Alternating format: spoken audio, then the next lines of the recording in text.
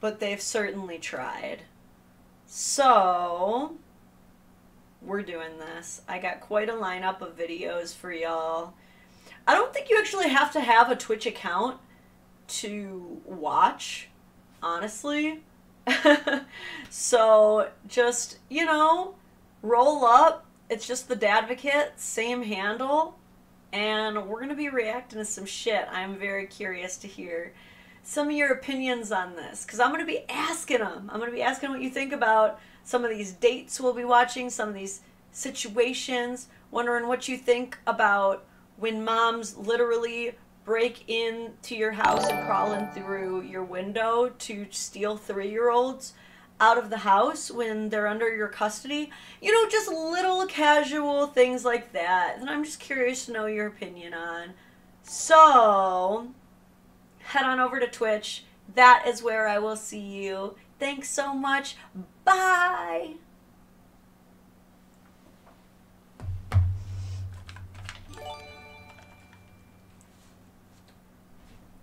What up? I didn't realize that I hit start streaming while I was doing all that. That's hilarious. Anyway, we're on. We're here. Task failed successfully. Thank you so much for the follows.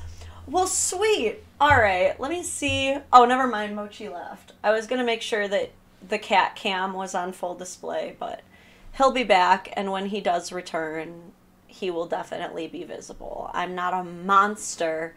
I won't rob you guys of the handsome boy. Well, shoot, we're off to a good start already. There's already so many of you here. I love this. Consider this my return back to Twitch. I was just kind of like learning what it was like being a Twitch affiliate, trying to compare it to, is it better to go live on Twitch? Is it better to go live on YouTube? But I think what I'll keep doing is going live on Twitch and then just later uploading it to YouTube, or just switching back and forth. I'm finding my groove. All secrets exposed. I'm an open book anyway. You know, there's not too many secrets regardless. Oh man, yeah, I'm so happy to be back. I think I like going live on Twitch more than I like going live on YouTube. There's just more going on. And I get this cute little thing of the following. It's adorable. But let's just, oh boy, this is what I get for, hold on. Let me just go ahead and boop, delete the bots. Nice. Anyway, yeah, off to a good start. But let's just get right into it. Like I said, I have created quite the list of things that I want to react to today.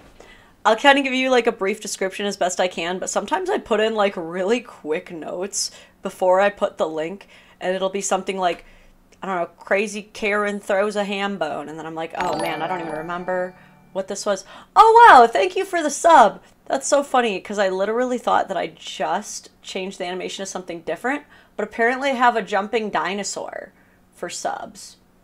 That's cool and new.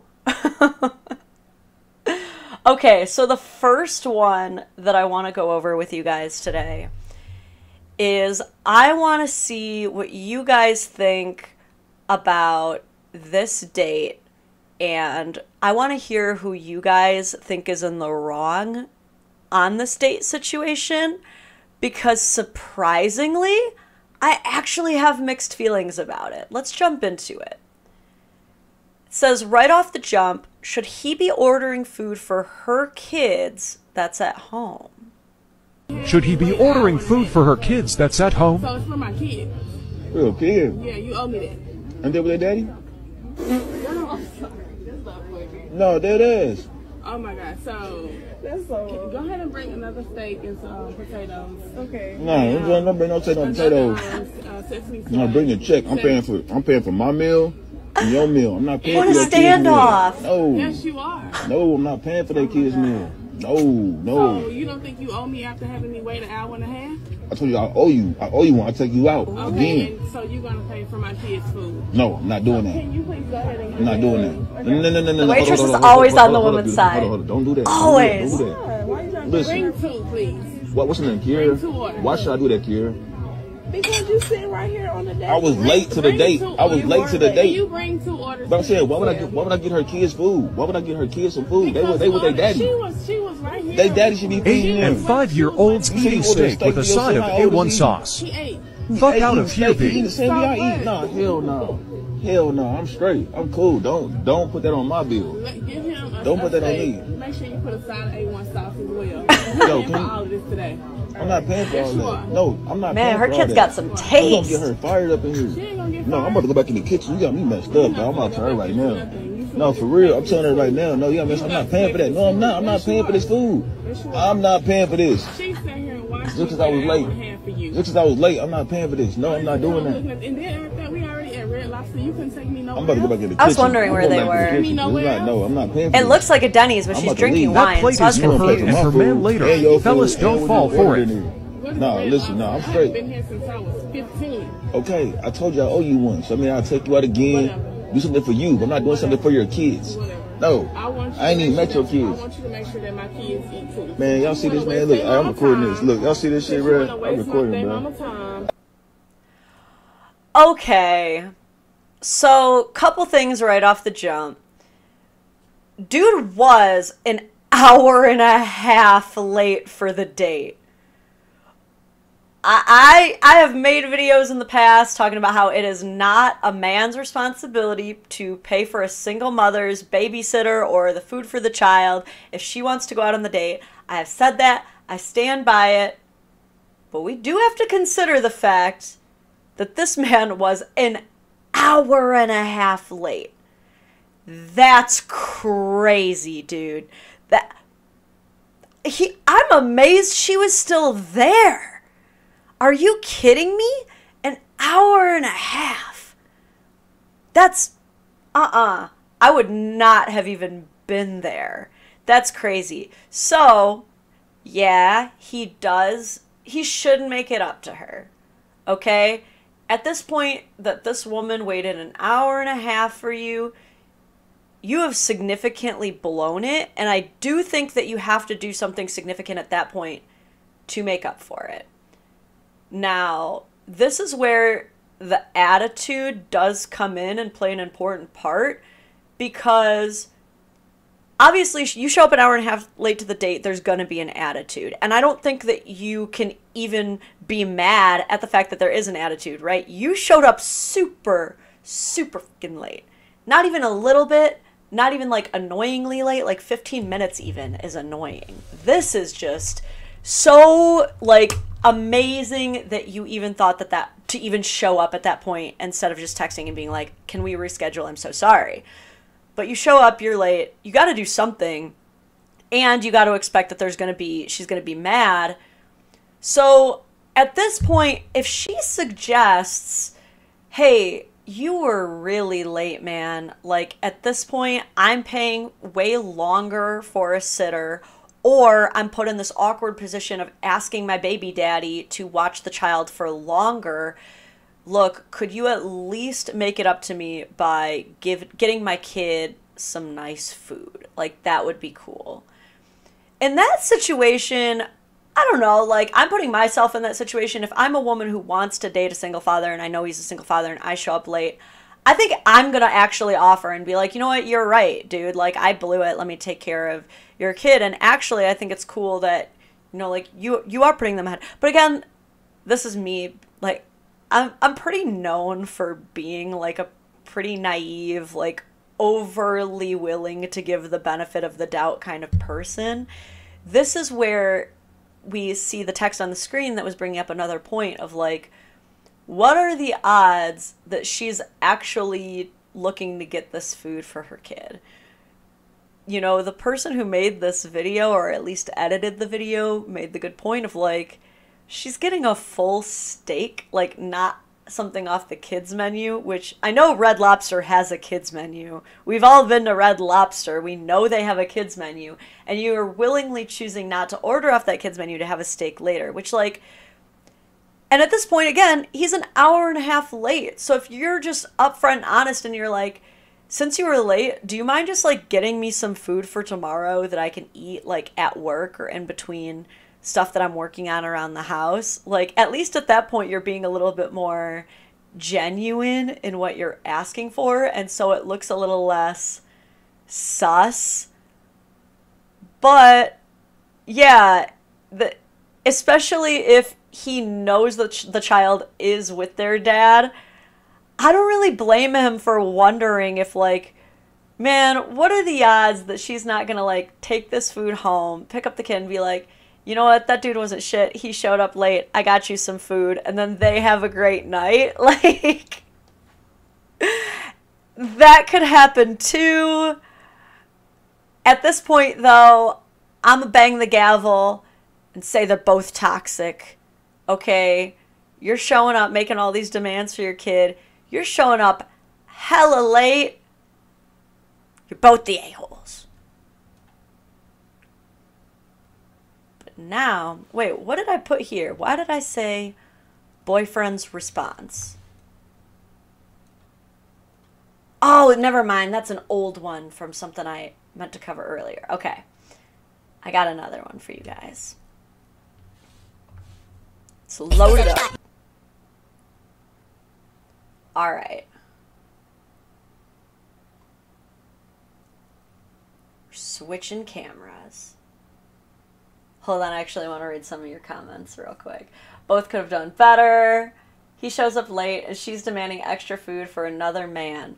Both trash. Well, that's if you believe like the worst case scenario. She could just be asking for food for the kid.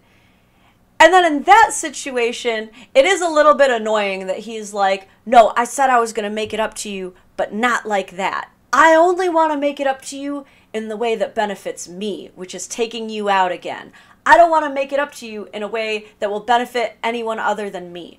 You know what I mean? Because that's a little bit of what it reads when he says, yeah, I'm going to make it up to you, but not in the way that you're suggesting. Like, realistically, if he showed up that late, she has every right to be like, oh, you'll make it up to me? Then how about you help my kid? But then you can tell it changes up a little bit at the end, because that's when she starts saying, well, I expect that you'll provide for me and my kid. And that's when it turns into a whole, I actually want you to take over for another man's job situation. And that's not cool. Oh, shoot.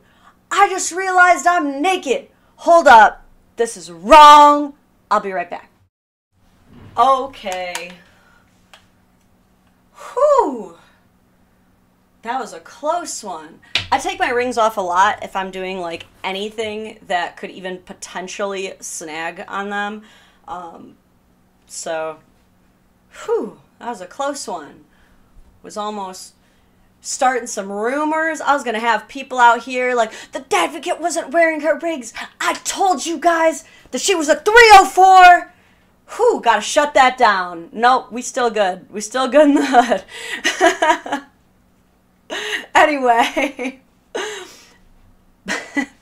So 304 is one of the funniest, most childish insults I've ever seen grown men on the internet use. But 304 on a calculator upside down spells hoe. I'm not kidding you. This is like actual dialogue that grown-ups are using on the internet. I like to use it ironically because it just makes me laugh. Alright, so I want to see what you guys think about this one. This guy just stood me up on a $300 bill.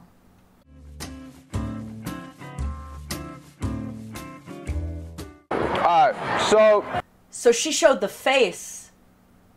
With face, this man stood me up on a $300,000 bill.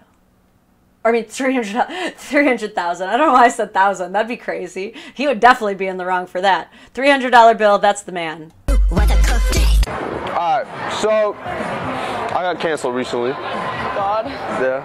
My eating is good. I took a girl out on a date, and I did before the bill came. Okay. You dine and dash. I dined and dashed. She made a TikTok about it, and it got 1.3 million views. Okay. Why did you dine and dash?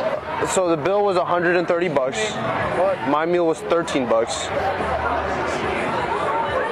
She ordered $70 crab legs and like 3 drinks. I find that valid. Whoa. Oh, okay. I mean, that's valid. I mean, that changes everything. Yeah, no cancel, bro. No, don't cancel this. Either she pays uncanceled. For it, you know. I find that valid. If it's your first date and she's gonna run up that bill, that's kind of screwed up. I said my side of the story. All the girls still called me a piece of shit, right? Nah, I have your back on this one. There you go. If she's gonna, yes, Elle Woods. That just keeping it real. And then I made if she's gonna run up your bill, that means she's using you for your money. Girl, that's a whole different story. Girl. Actually, I cashed up to her the money afterwards, right? Okay. She asked for 50 bucks. I gave her 13 for my meal. She wanted 37 more, and she threatened to file a police report. What? And then she called my mom. How did Karen get your mom's number? Dude, fuck her. Yo, it's that simple. Don't talk to Johnny no more. Damn it.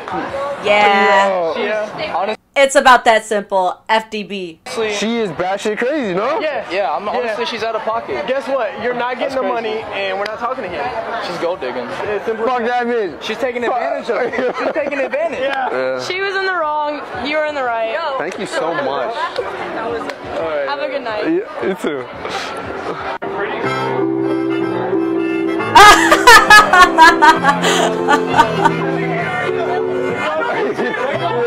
What an ending to that video.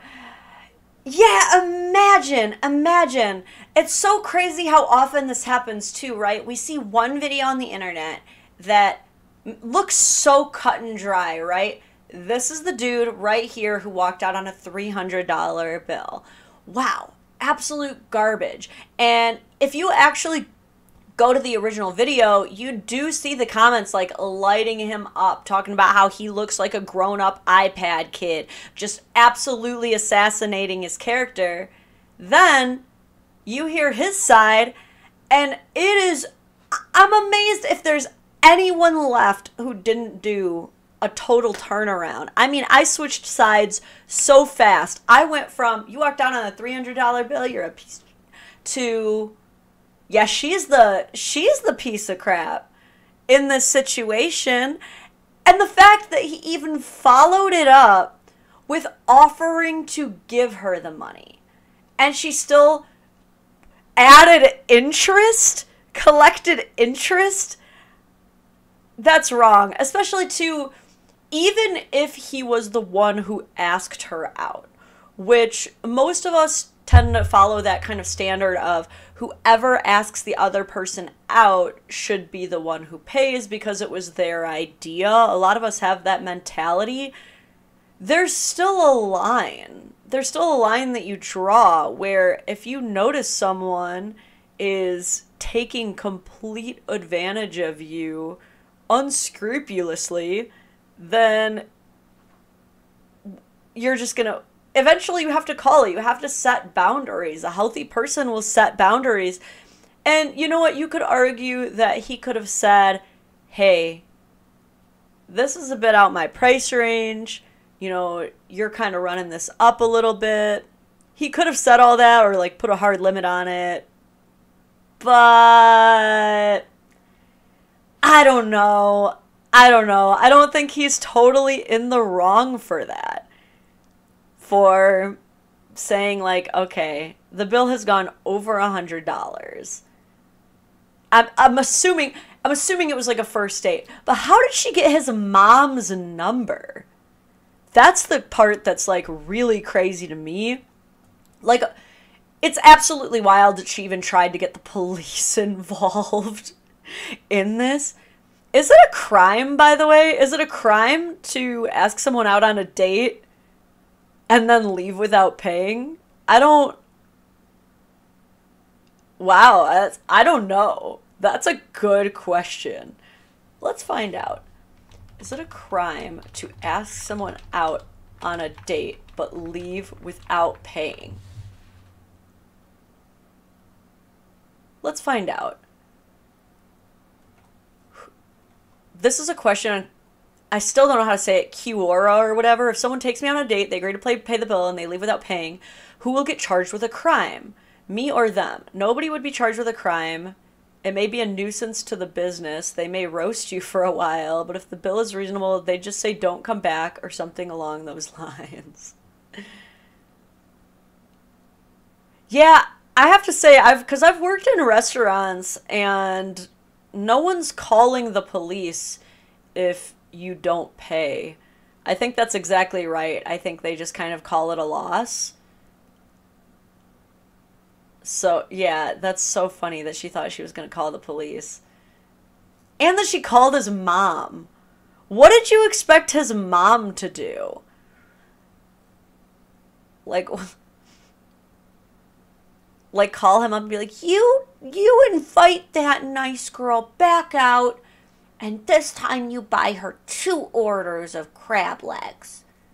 She's a nice girl. Okay. So this one's gonna be a fun game that I like to call partner shaming or satire. Like, partner shaming or rage bait. It's gonna be one or the other in this one. And I feel like I'm going crazy trying to figure it out. But let's cue this up. I want to see your reactions.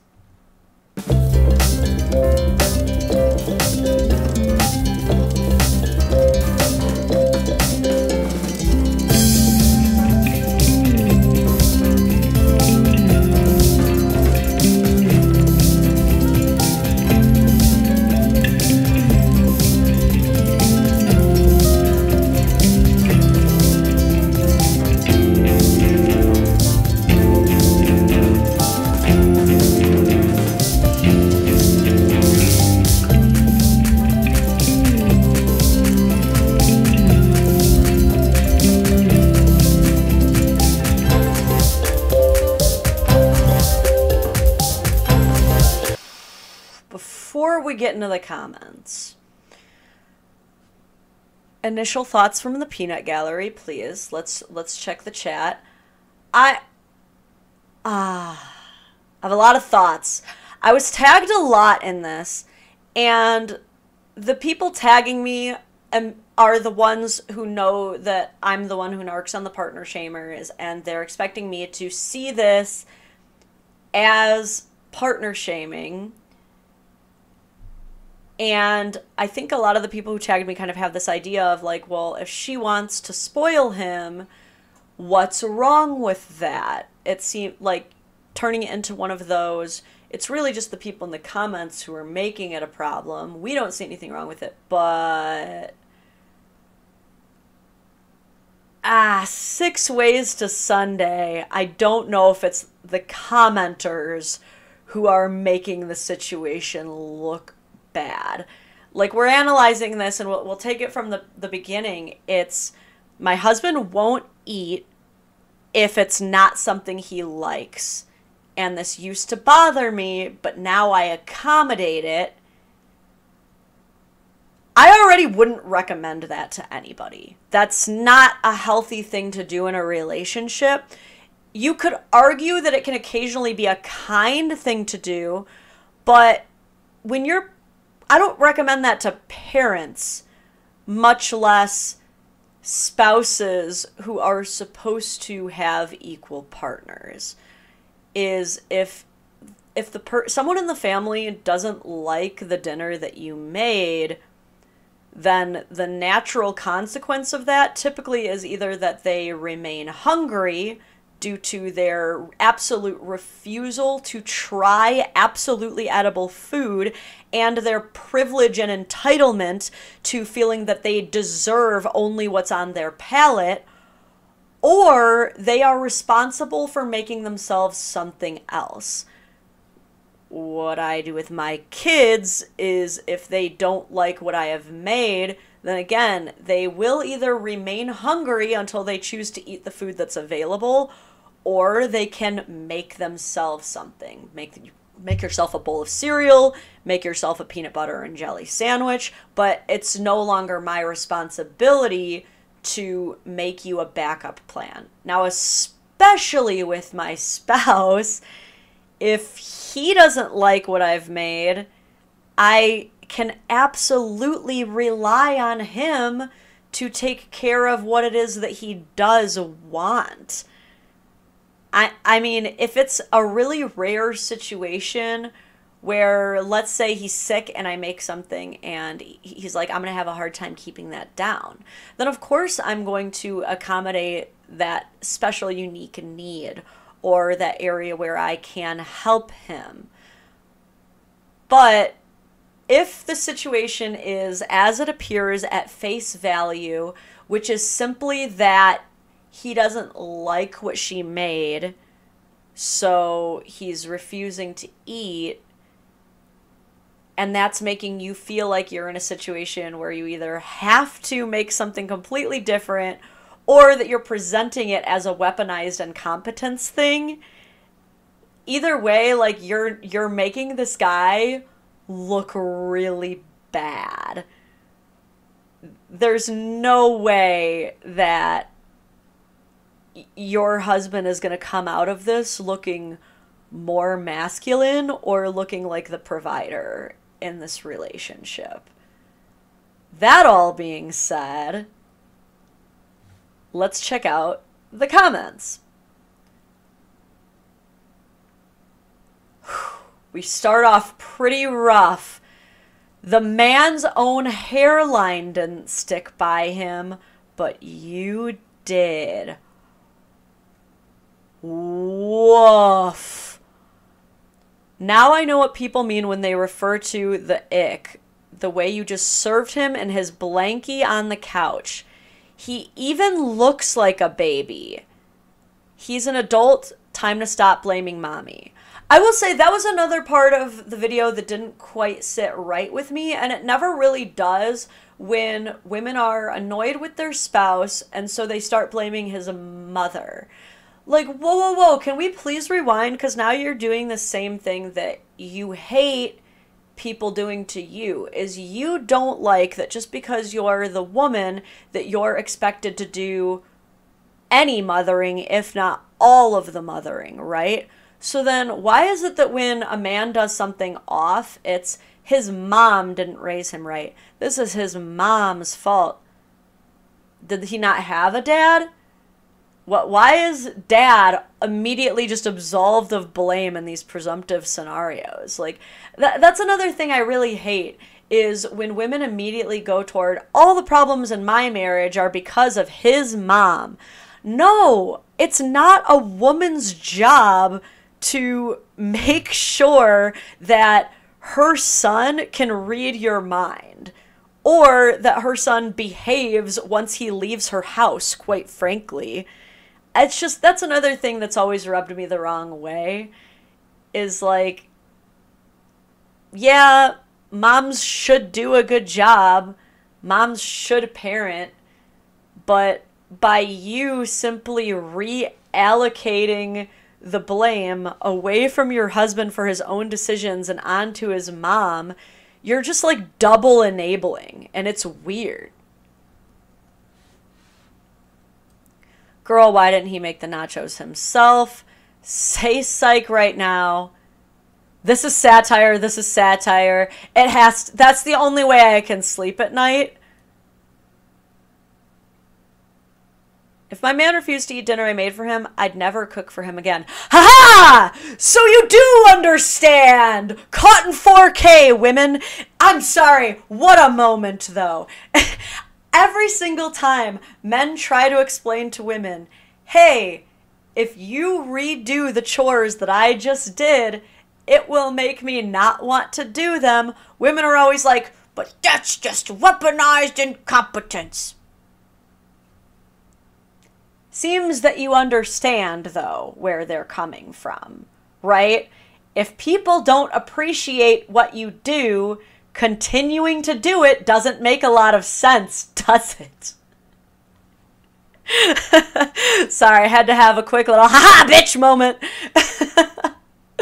Kept waiting for the plot twist that never came. It got worse with him wrapped in the blanket than being served. And let me tell y'all, unfortunately, it just continues to get worse with this situation, with this little game of please tell me it's satire, because part two just gets even worse somehow. Comment reads, the man's own hairline didn't stick by him, but you did.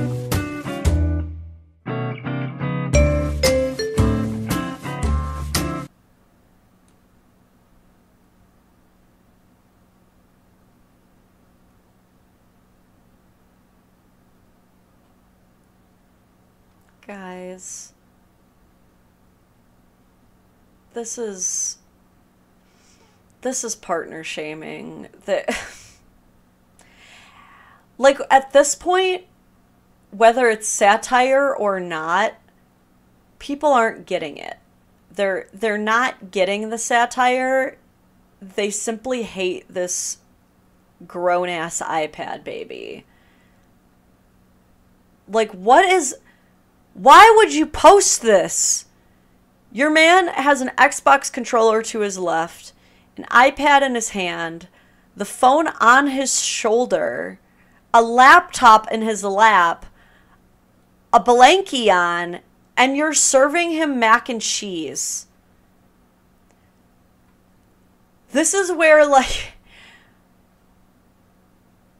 I'm hoping that this is a laugh out of him, like, recognizing that this is gonna be really funny later on the internet, and not like a I'm so happy that my wife serves me mac and cheesies while I'm on my iPad-y time smile.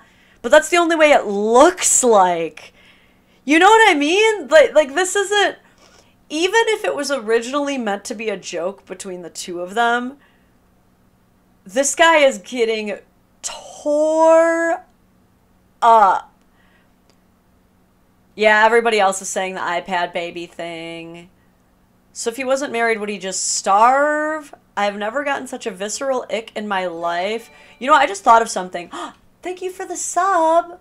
I just thought of something. What if this is like genius galaxy brain level loyalty insurance, right? Like what if this is her way of ensuring that her man never cheats on her? You know what I mean? This is actually, that would be genius, dude. Like, what if this guy was actually like, oh God, what have I done? Like, actually starting to, like, pull bitches. So she starts posting this just so that, I already ruined it, just so that she can guarantee that he stays loyal to her. That would be a master plan, actually. But I don't know. Post in the chat, do you think this is real or satire? Real or satire? I really don't know. It's so hard to tell at this point, because, like, I'll show you guys a little look at, like, what her profile looks like. Embrace the chaos. This is where to contact her. Guys, all the subs, thank you. You guys are the sweetest. But it looks like another, like, mommy blog. Hold on. Let's see what this one is. Let me get the link so that it can load properly. Baby, you can't keep driving around with your passport.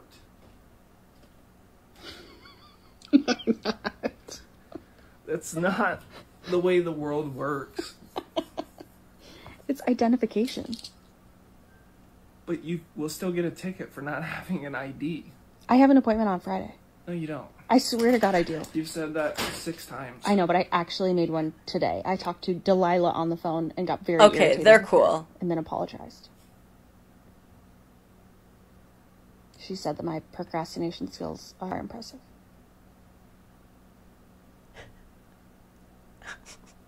What? Okay, I think they're cool, and I think that this is deep satire. It has to be, because this wouldn't be my first encounter with like deep satire disguised as partner. I almost said partner shaming. Disguised as partner shaming.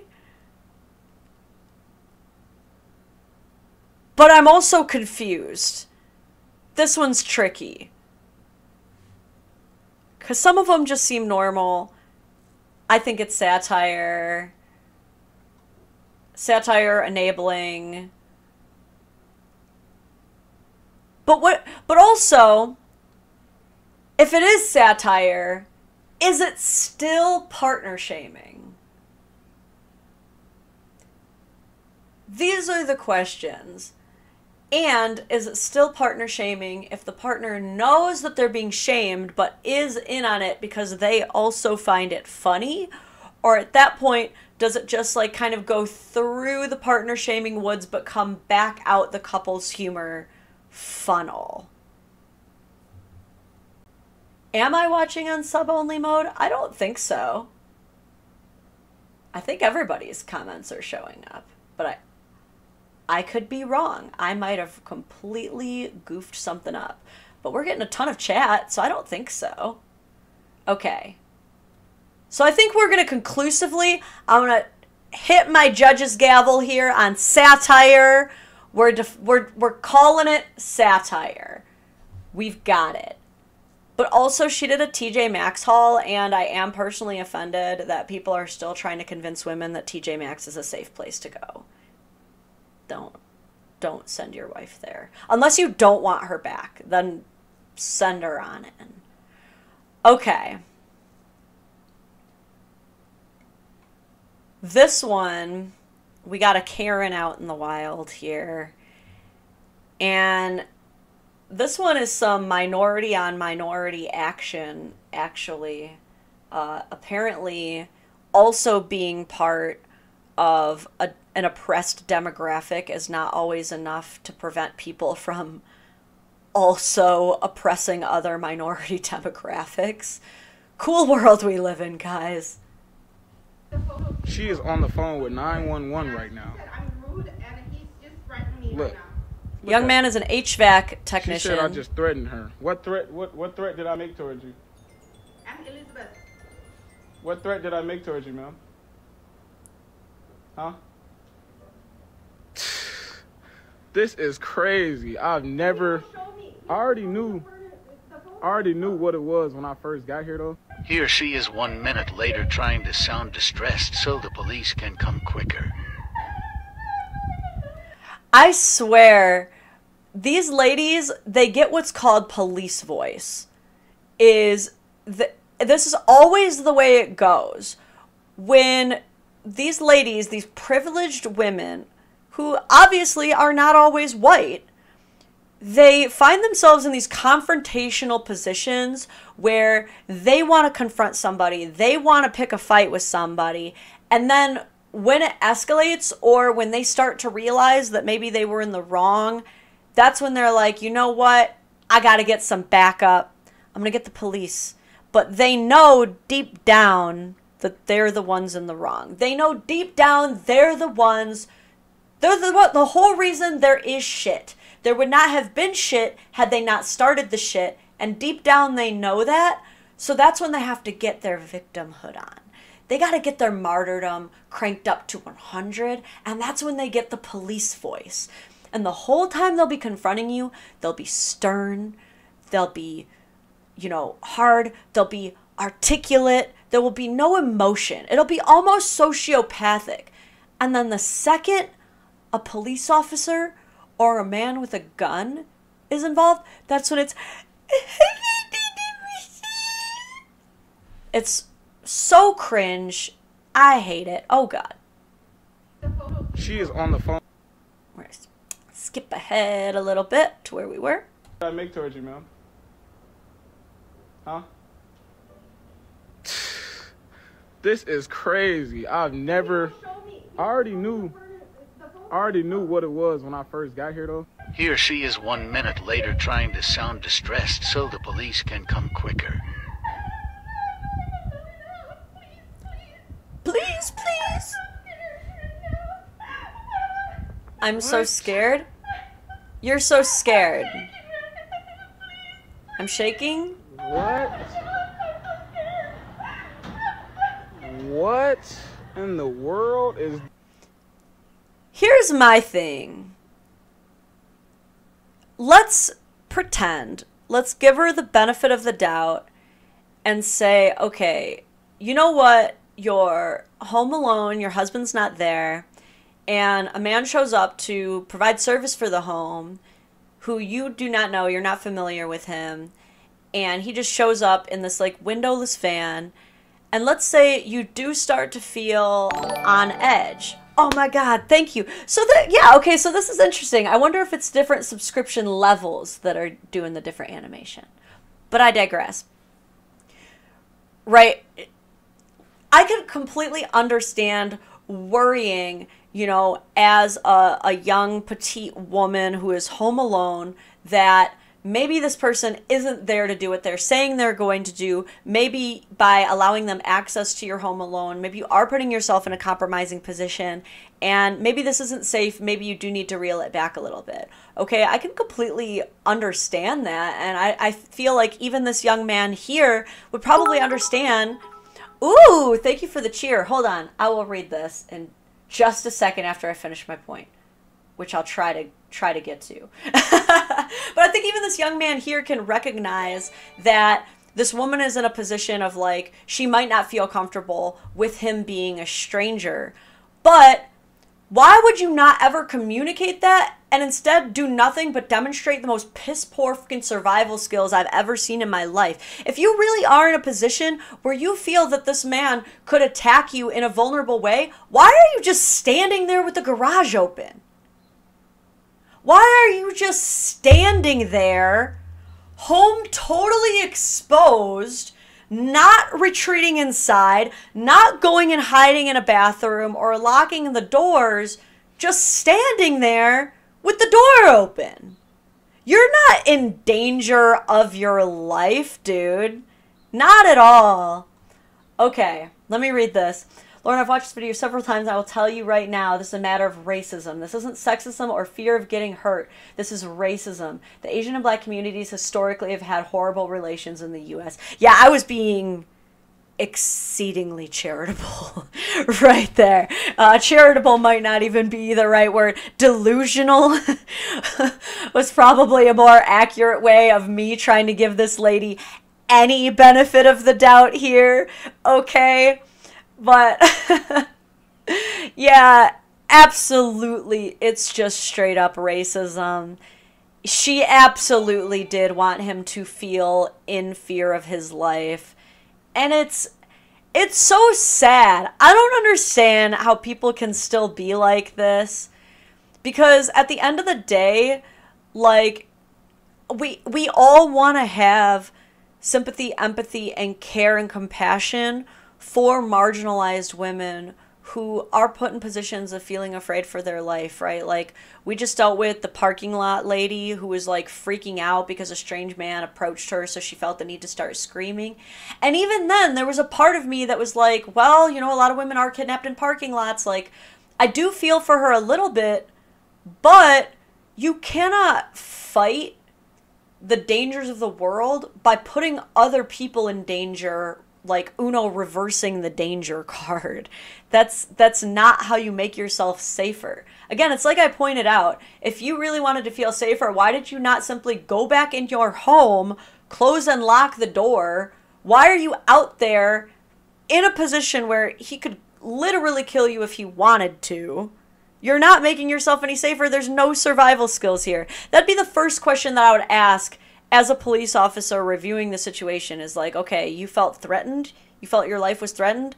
Why are you chilling, standing next to him then, on the phone with me?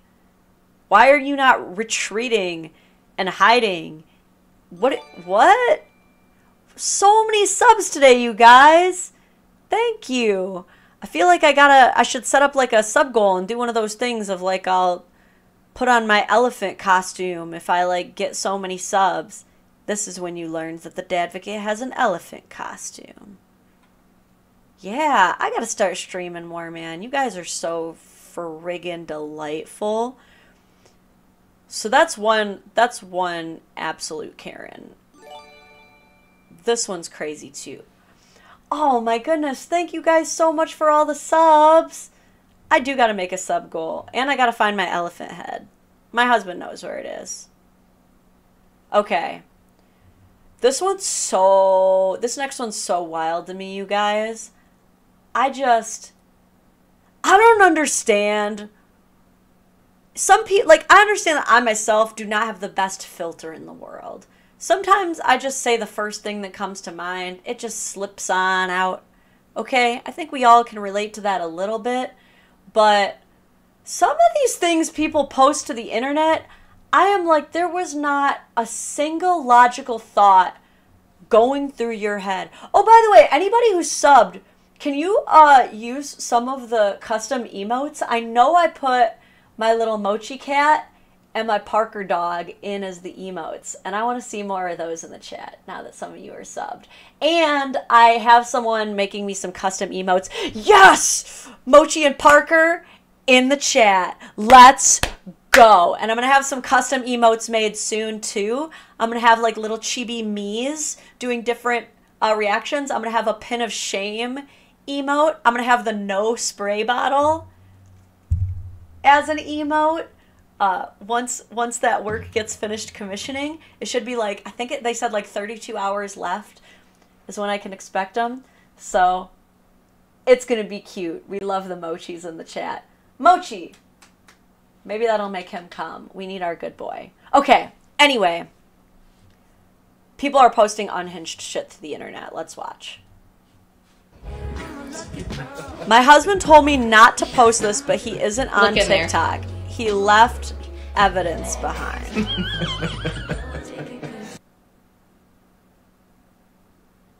You get... Do you guys get what's happening? Do you guys get what it was? Disneyland emote. Oh my god, yes. That's next. Whoever I commissioned is going to be very confused, but okay. For those of you who do not understand what is going on here, the joke, the evidence behind is that lotion was left in the bathroom here. The implication being that he was, you know, spending some alone time in there, a date with rosy palms. Yeah, that's a great question, Bipolar Honey Bear. Why would she post that? What in the world? What? Why? Why? So the comments quickly descend into madness. As I'm sure you can see by just like the likes that this has gotten. 358,000 likes. So we're definitely in the millies of view count here. Okay? But the other problematic part that we need to really consider is the fact that my husband told me not to post this. Sounds like a pretty clear boundary to me. But her explanation for why she chose to do it is, but he isn't on TikTok. So it's okay to cross boundaries as long as you don't get caught? Is that how you think boundaries work in a relationship or a marriage?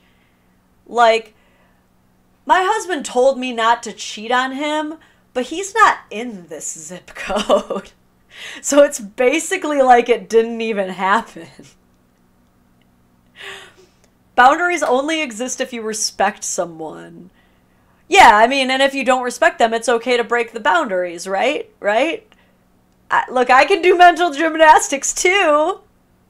Oh my God. So of course we have to read these comments.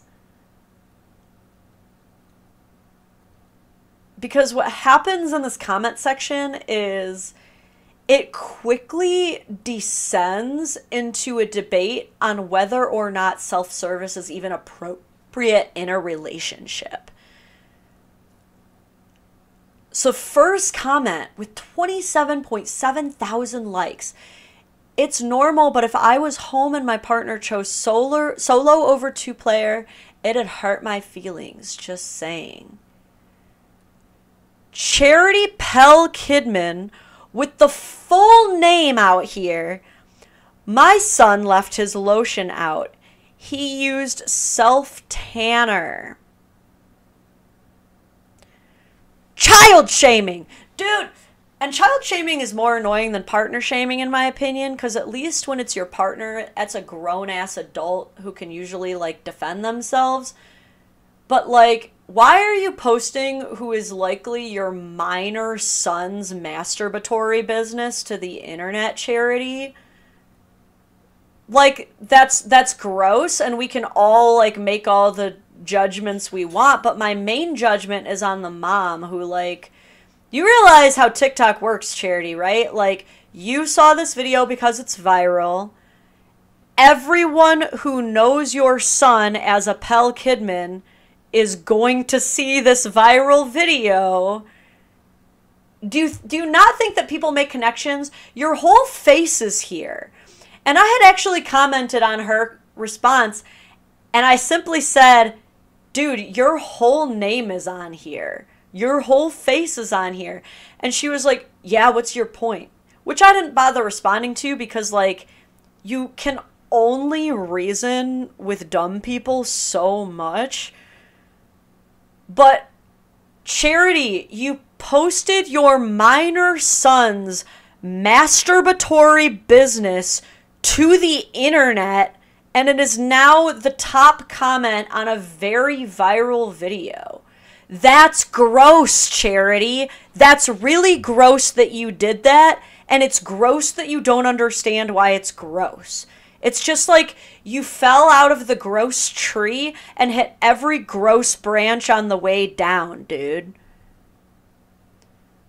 So we keep getting into more comments like, I feel like my feelings would be hurt, emotional damage, so he watches other women on his phone to get off. First of all, not sure where you even drew that conclusion. Max, thank you. Because from what I can see, it was just a tiny little half bath and one lotion bottle. Did he have his phone on him? Very likely. But who's to say this guy isn't just a visual dude? Maybe he doesn't watch anything. Did you know that some men actually listen to audio stories? This is a new one, actually, was just shared with me. Some men listen to stories similar to the way women read romance novels in order to give themselves those visuals that we may or may not use later on. No one knows for sure what he was using besides the lotion. Audio erotica is amazing. Ooh, you know what's a new one? One of my favorite podcasters just got me into this, actually. And I'm sorry for everybody who, I know that there are some ace people who follow me in the chat, so, like, trigger warning that, like, pseudo-sexual commentary will be incoming, and that I would say, a fairly sex-positive person. But I love the Two Hot Takes podcast. I feel like it's led by women who are very male and female positive, not just quick to be like, dump him every time. They're very fair and egalitarian. And the woman who hosts Two Hot Takes actually said that she likes to watch massage porn. and she likes to watch like the women being sensually touched beforehand. And I had never heard of that, and I thought that it was really cool. So like, and I think that that's probably something that a lot more women would be into and would probably help them with any reservations or difficulties that they're having reaching climactic interest, I guess is the way that I'll phrase it. But yeah, like if your girl is having a hard time getting rowdy, might I recommend the sensual massage videos? They are a big win, I would say. Yeah, as RPG Fantasy Gal simply puts it, let people masturbate in peace. So this is where it becomes a little bit unintentionally partner shamey. Like, obviously you can tell that she did not mean to like shame him necessarily. Like, this wasn't her necessarily putting him on blast, but at the same time, I think they both knew that that's exactly what would happen. He would not have told her, hey, don't post that, for no reason. People don't usually ask you, Virginia, thank you. People don't usually ask you not to do something if they don't want you to do it. And I think she also knew that this wouldn't be received very well. Thank you for the sub, Straight Razor. And Bipolar Honey Bear, who's been lit with the great comments so far, says, I don't think this was unintentional. I think she 100% meant to partner shame. I feel like this is a good opportunity to start transitioning into her follow-up video. So I posted that video. Sorry. Let me format it in the way that it actually shows up nicely. Okay. So I posted that video of my husband. It went viral, and it makes me laugh because who knew? After it hit 200,000 views, I told him because I felt guilty, and he laughed, and he did not care. We have a very joking and laughing relationship, so that did not bother me. I will say I was at work. I came home and found that, and we laughed about it. Okay, so enter the typical just kidding, we're fine area of the partner shaming. And notice, oh, thank you. Notice that it's so convenient how it's like, oh, and it didn't bother me. It didn't bother me. And this is also a thing that they always say. It's always, and he did find it funny. I told him, and he actually found it super hilarious. He was practically like throwing up, tears running down his face, falling down the wall, like Charlie horse, knee slapper, couldn't get it together. Like, he has literally never in his life laughed harder at anything in the world. He actually asked if he could record me saying it again, just so that he could laugh exceedingly hard at how hilarious I am. This is always the take that they have. They'll literally like come out the jump and be like, my husband doesn't want me to post this. This would be a betrayal if I post this. I'm going to post it anyway. Let's all make fun of my husband. But I promise you he found it very funny in the end. I was surprised at the I call them the four categories that the comments fell into. Number one, people laughing because they realize it's a very funny situation. And this is the category that every partner shamer full send expects everyone to fall into. Like, they're all this delusional. It feels like it's not even just partner shamers, but everyone who posts any video on the internet always fully expects nothing but support, and for people to view everything through the exact same lens that they view things through. And a lot of times that's how these partner shaming videos end up exploding as much as they do, is because people post these things thinking everyone knows our dynamic, everyone's going to understand our dynamic, and if they don't, they're going to positively assume that we must have such a healthy relationship, that this isn't as unhealthy as it looks. Guess what? That's not the majority of comments. Number two, the people that were like, I would be so mad if my husband did that. Okay, you have a very different relationship than we do. We are very in support of self-love. That's cool if you and your partner aren't. We're not insecure. We don't consider it digital cheating. But if you do, that's cool too. My favorite section were the people who said that like they discovered their partner or their kid doing the same thing, and they made me laugh a lot. And the last group. Like, again, I don't know, can it just never be normalized for moms to come on the internet and talk about their kids jerking off? Why is this normalized? Like, why do women think that the internet is a safe space to talk about children this way?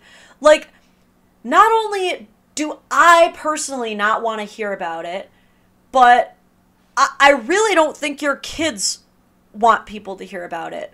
Okay? Like, look, I know that someone listening right now has had the experience, the traumatic, gut-wrenching experience of a parent walking in on them. Okay? I'm sure even me just bringing it up is like making people want to completely leave out of the stream. They're like, can we not talk about this? I have worked so hard to unremember that. Okay? It would certainly be like astronomically worse if that person, that parent, were to then go on TikTok making videos and comments about like, oh my God, moms, you are never going to imagine what I just saw. My son, with their full name, link to their job and bio, all their Instas and socials linked that show their kids' school and everything. I just walked in on my son using self-tanner. Can you believe it? Like, guys, it's a large earth, but it is a very small world. Please don't talk to strangers on the internet about your children touching themselves. I can't believe I have to even say that right now. Like, that I have to tell other parents who are supposed to be protecting their children that you should not be discussing their masturbatory habits to strangers on the public-facing social media internet. Can we not? Jesus God. The gross men that came out. Now Oh yeah, the men are gross. And I think most not men you. are awesome. But then, of course, there are the gross ones. There are gross ladies too. But this is just about the men that came out saying, must not be doing your job. I don't even need to respond to those. And like, I agree, it is really ignorant to tell a woman that she's not doing her wifely duties or not doing a good enough job satisfying a man just because he has some solo time. Sometimes you just need that. It's good to have a good relationship with yourself. Like, that doesn't mean that there's anything wrong with your partner. Just sometimes you just want to do things your own way, okay?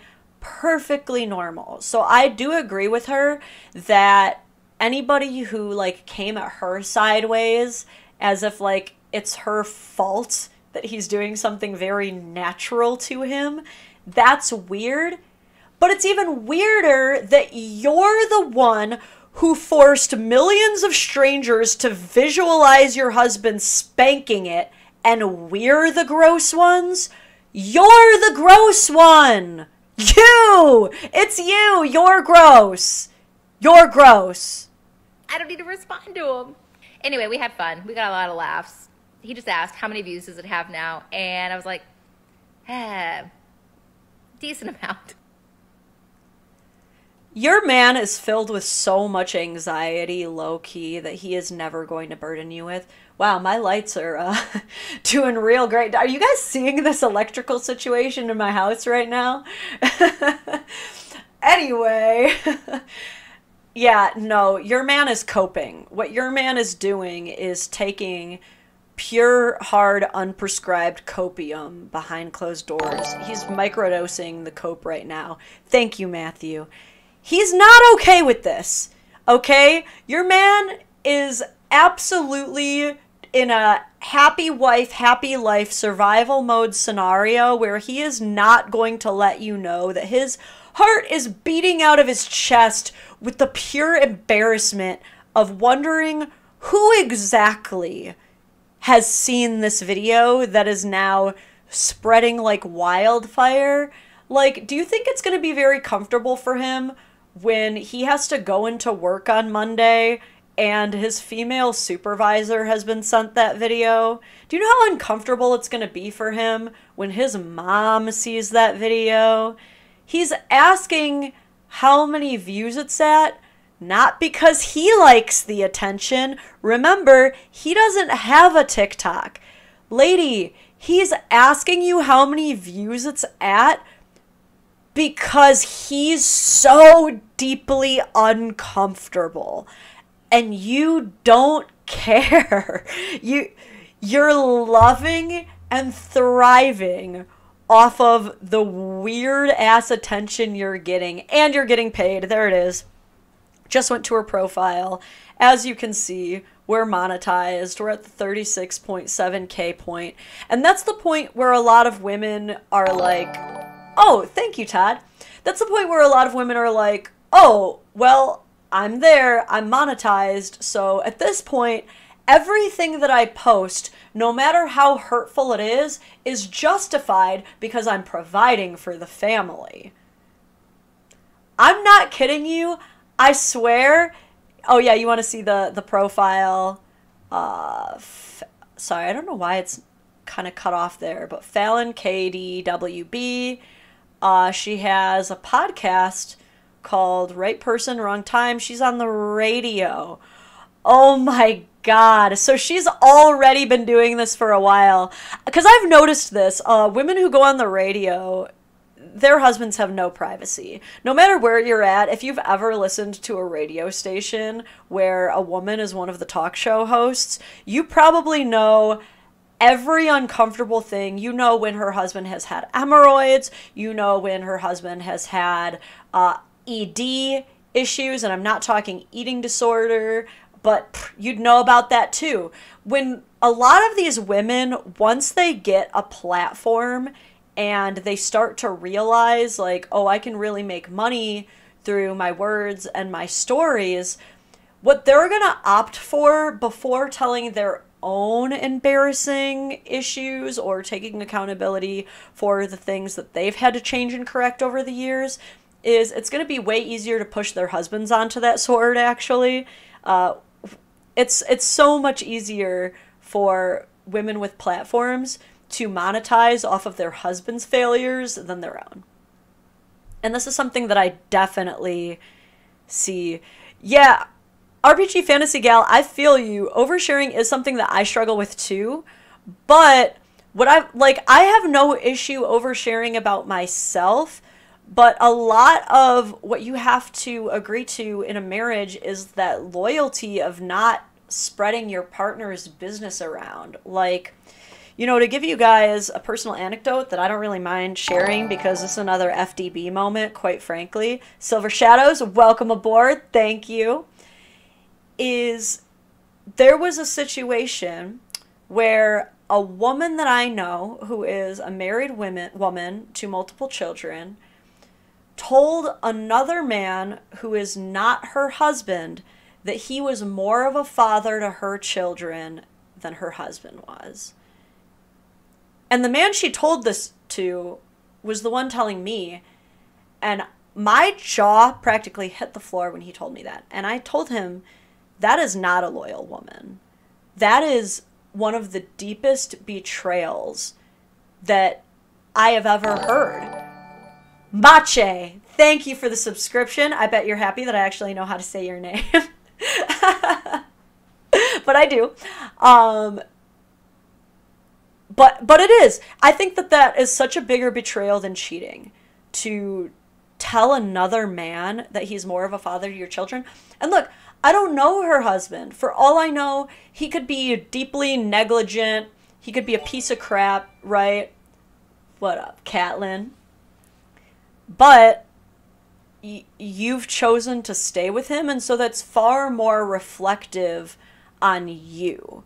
That you're the type of woman who is going to provide a poor example for her sons, not only by keeping this man around who's clearly not doing enough, but you're providing a poor example of a mother because you're teaching them, oh, well, instead of doing the hard thing and either fixing things in my partnership or leaving the partnership so that they can see that that's what you should do when things are not equitable and fair in a relationship, I'm going to teach my children that you simply reallocate the fatherhood into another man while still in the marriage. That's crazy. That I can't even imagine the pain that I would feel. I would rather my man like full on impregnate another woman than tell some woman that she's more of a mother to our daughter than I am. I mean, look, TJ would be in danger. Bless his heart. My man would be in danger. Oh, Mochi's here. Spam the chat with Mochi emotes.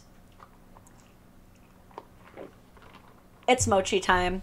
I need to come up with like a Mochi song that I can like just press play so that when Mochi arrives, we can all just start spamming the chat with Mochis. He's a happy boy. He's a happy boy. Mochi moment has ended. Thank you all for enjoying that Mochi moment with me.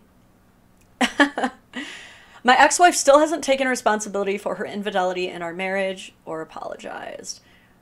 And I'm gonna guess she never will, quite frankly. I hate to say it, but no, she's gonna be telling everybody it was your fault anyway until the day she dies. And you know what? You're free. So congratulations. Okay. This one is a little bit to unpack, this next one. I'm really curious to see what you guys think about this one. But before we do, I just kind of want to get a feel in the chat. How many of you are sharing custody with a child? How many of you are step parents? How many of you, in sharing the custody, the other person has a partner, or like your ex has new kids with their new partner? I'm just curious, like, what kind of blended family situations we're working with, because the dynamics in this next one are, there's a lot to unpack, but you'll see what I mean in just a second here. Let's get into it. Calling my daughter's dad to see if he can take my 13-month-old on his weekend too. Hey, can I bring my sister with me? Huh? Can I bring my sister with me? Did you ask your mom and Jose? No.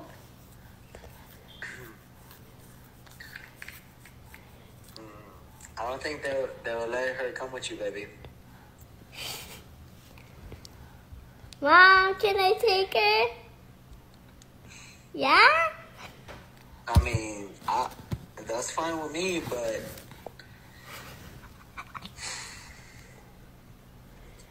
it's a little different, baby. Like, your mommy and Jose, that's their baby.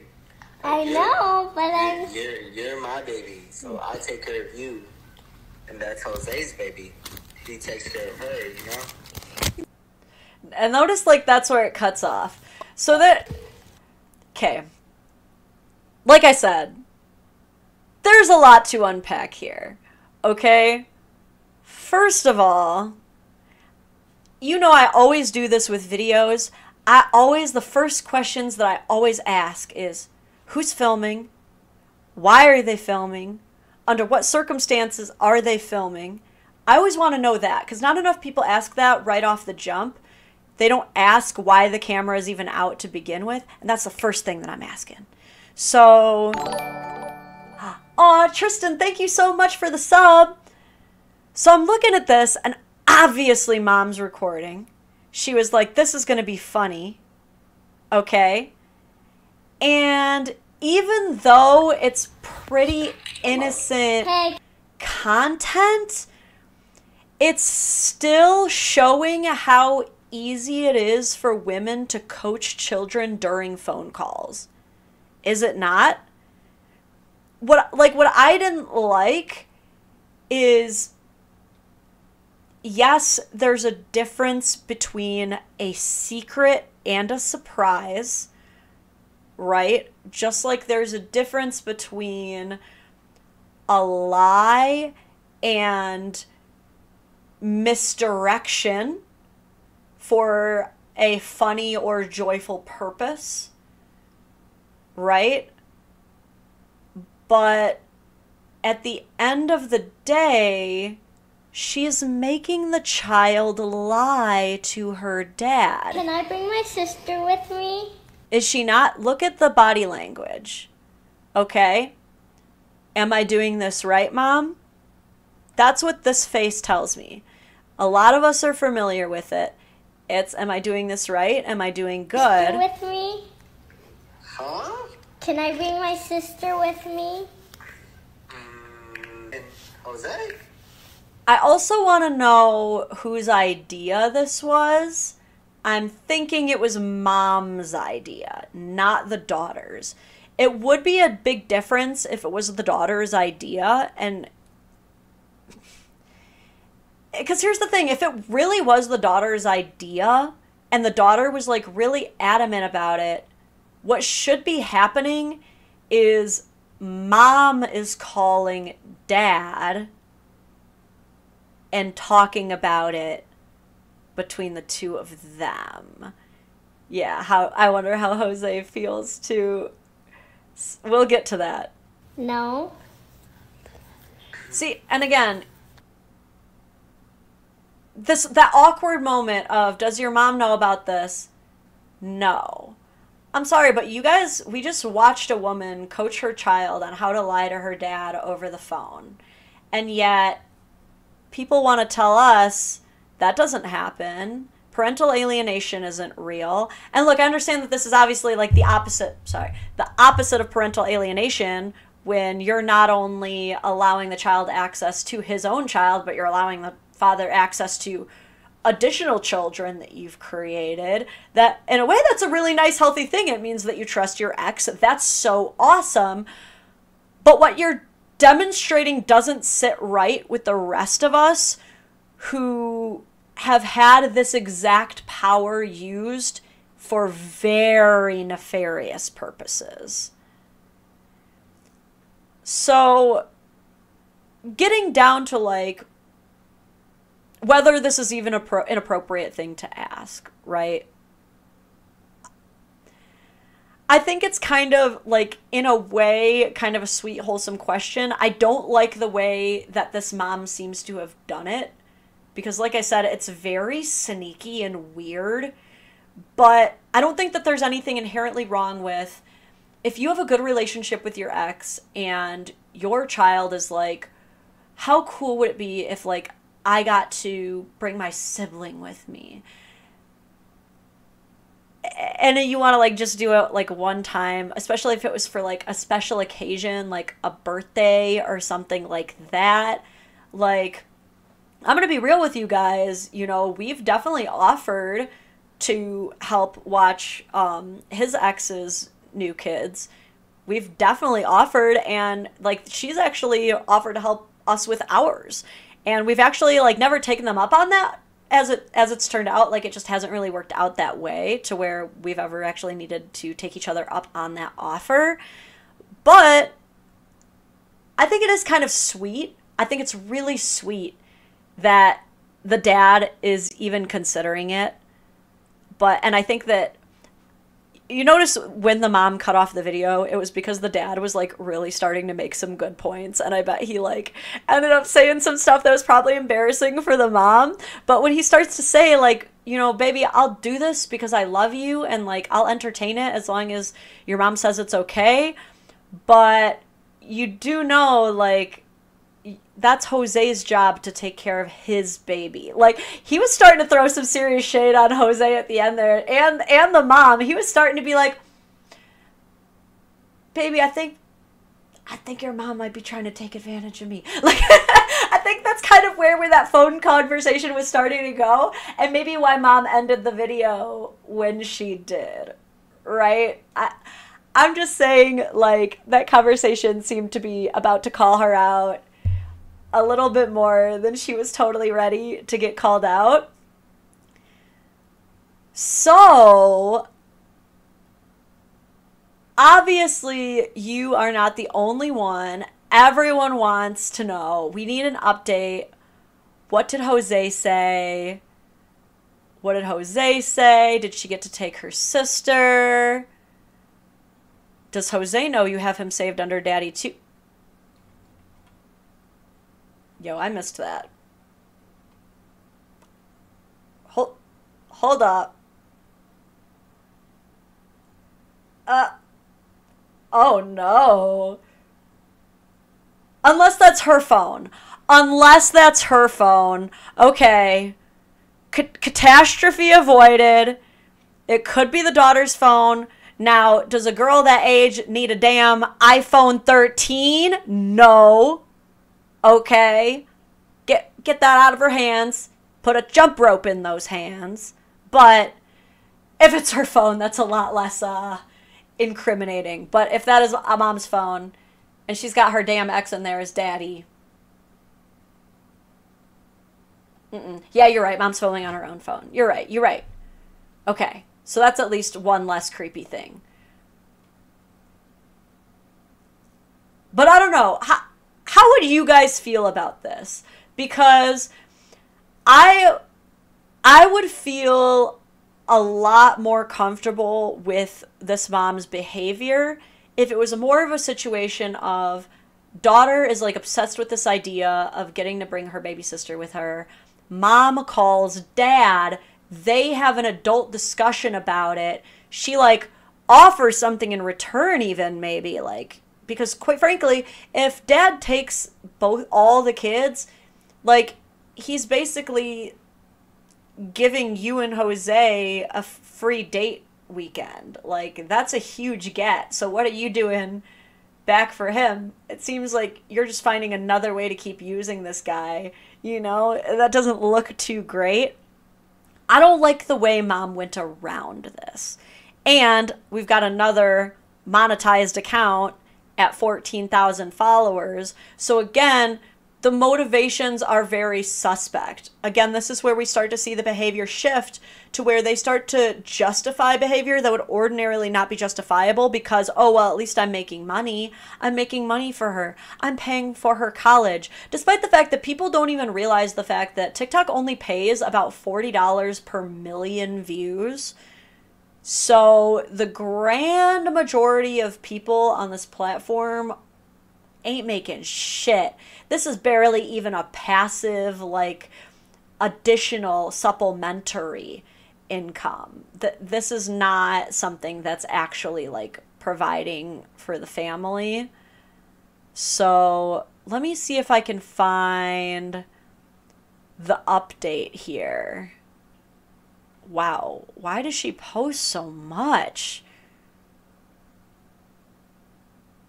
Yeah, this is definitely one of those like mommy blog channels. She is like desperately trying to take off on here. I'm trying to see where does she respond in any of the comments? Because I know I saw her make a follow-up video, but I wonder if she took it down. Because what ended up happening is she actually did end up sending the little baby over there. Like, he totally agreed to it. But I don't know any of the other details on that. She's been posting a lot with Jose. So I bet you Jose was like,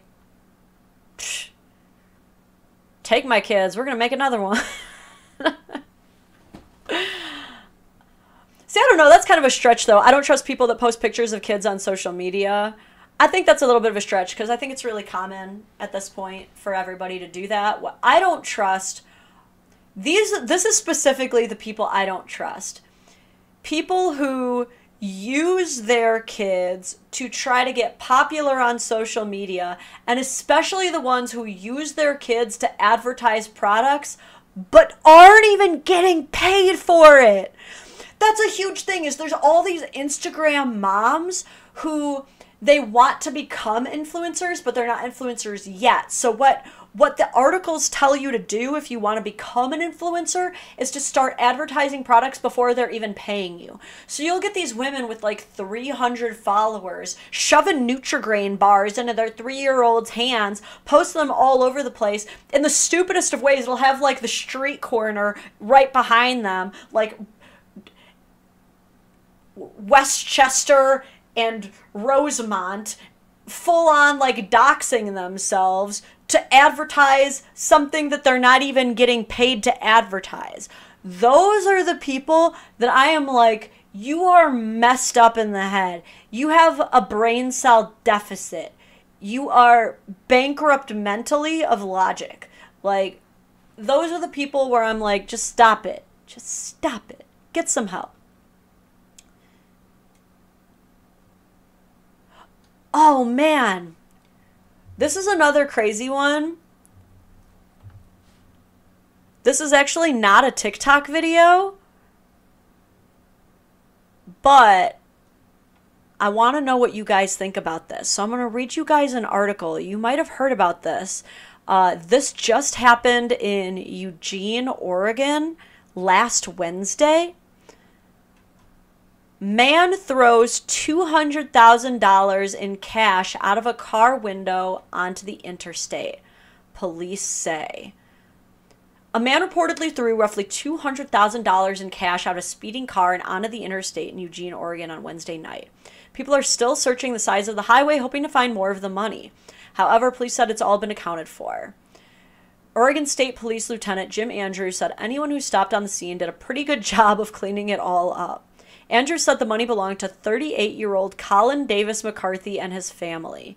Andrews said McCarthy drained the family's shared bank account in cash and then let it fly along the freeway. Andrews said there is little that police can do for the family because it was a shared account with McCarthy's name on it. Because it's shared, they both have equal interests in the money, he said. McCarthy is not facing any charges because of this. Troopers considered charging him with disorderly conduct or reckless endangering, but ultimately chose not to. Troopers said McCarthy told them he did it because he was doing well and wanted to share the money with others. His family contests this, stating that the money was actually very much needed by the family. Have y'all heard of this? So nice of the pedestrians to scoop up all that litter. Captain Planet over here, so kind.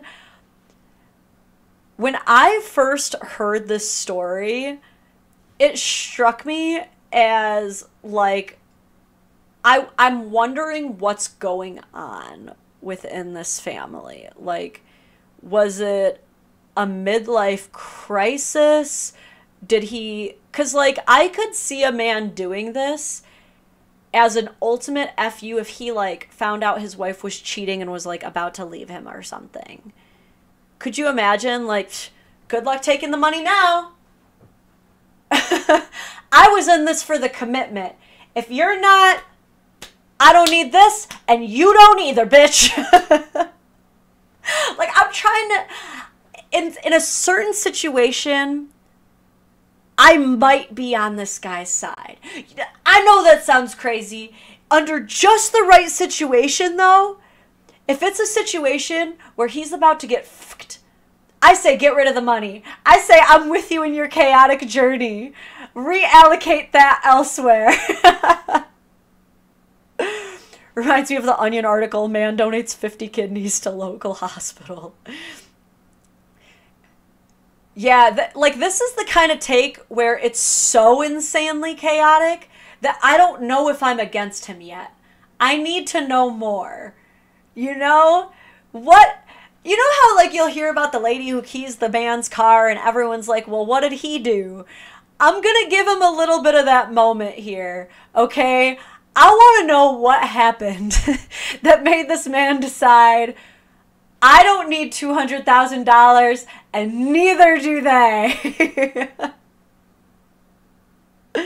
My mom either did that or tried, and my mother-in-law, her ex-husband, tried to withdraw from her retirement fund. Maybe they were getting scam fished. Maybe the romance scammers were coming. All right. We're vibing. We're having a good time. I say let's keep this train rolling by getting into some Karens.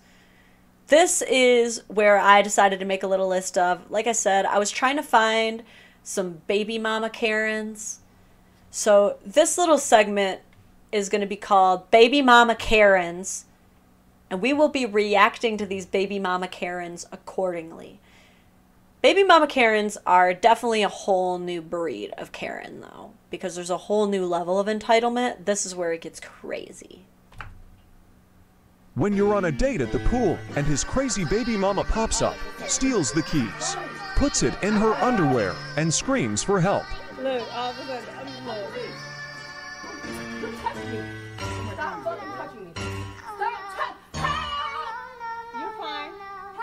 You're fine. There's a big black man on me.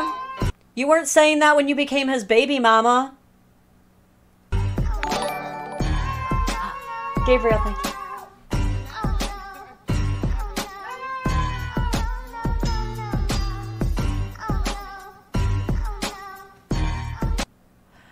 So,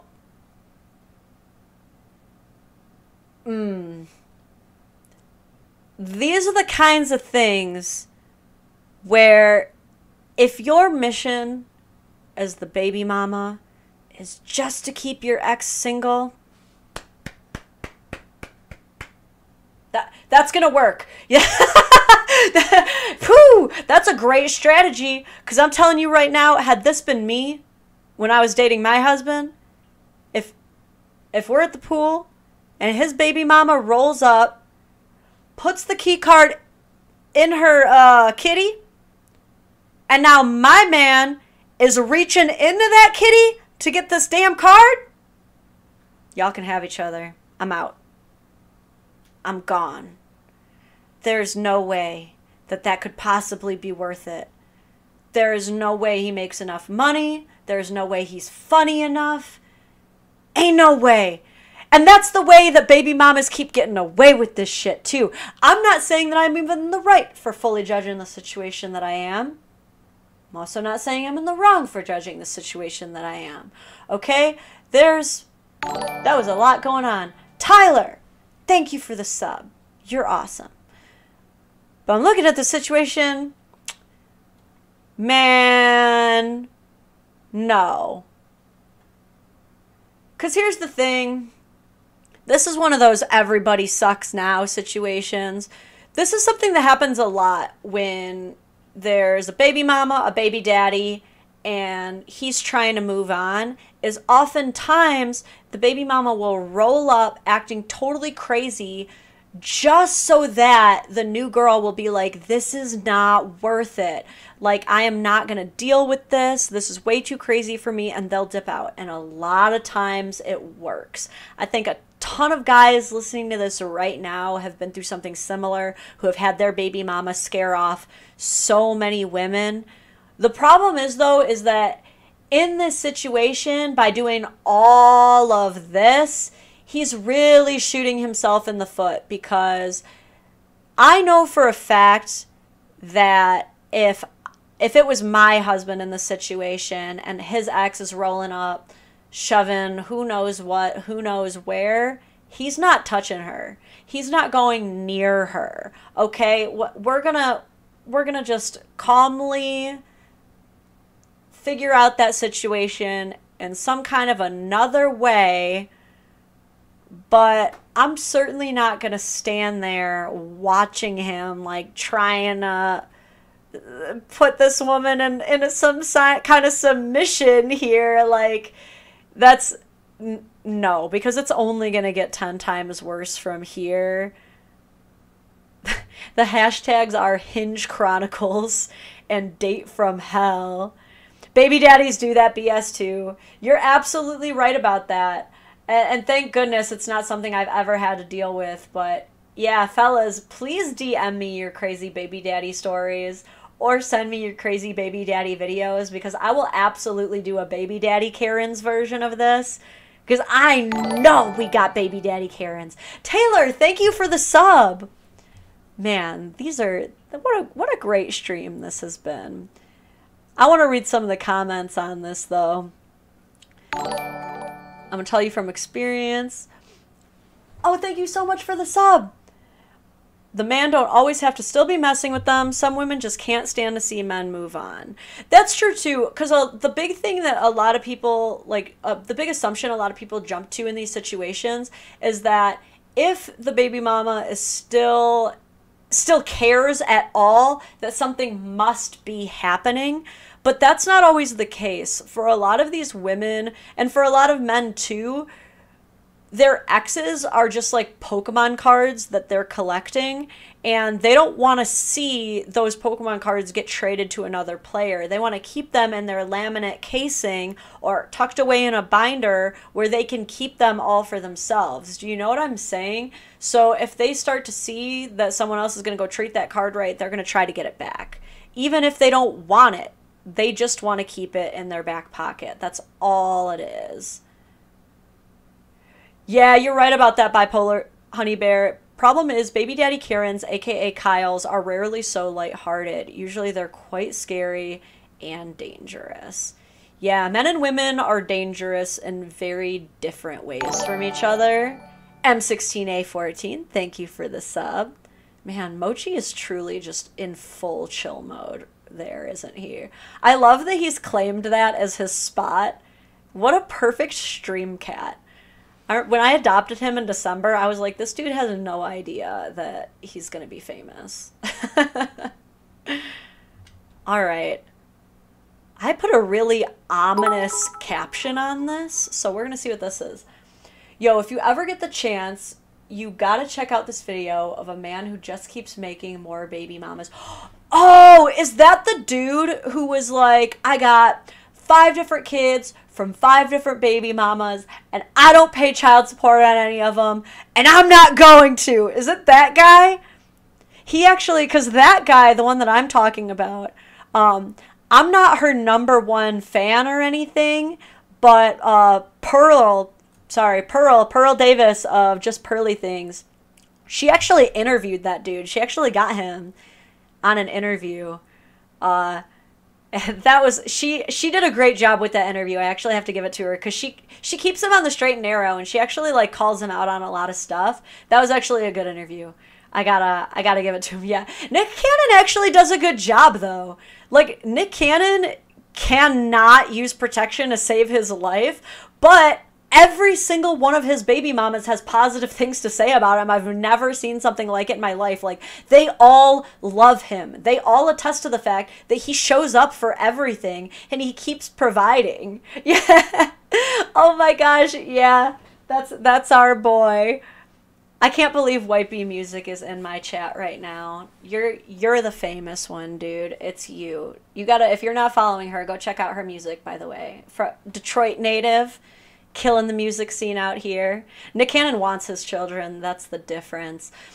It is kind of annoying, though, because we all have the same choice of whether or not we want to have unprotected sex or not, do we not?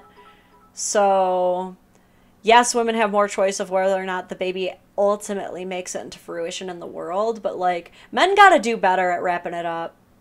They really do, because if you don't want the baby, you gotta show it ahead of time by wrapping that thing, by pulling out, or better yet, by actually vetting the people that you're sticking yourself into. Hold up, let me see. How many donuts do I have to give to see more ab pics? Yeah, I gotta work on that. Actually, I do have a photo session coming up with a professional photographer, and I was hoping to do like some more badass like fitness shots. So who knows? Maybe we'll get more ab pics. I'm trying not to lose my abs. That's for sure. The jiu-jitsu helps. You mean we should actually know the people before we smash?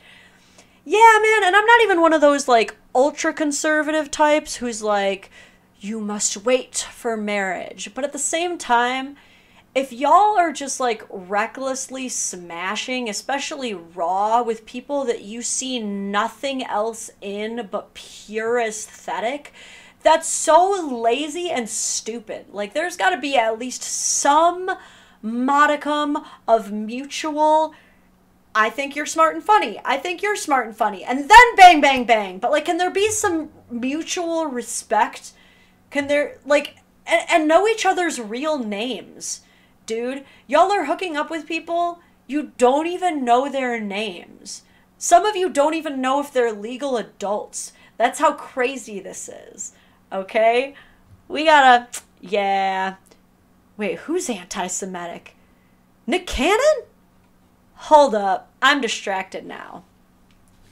Nick Cannon, anti-Semitism. I have the weirdest search. Fired for anti-Semitic comments on Wild 'N Out.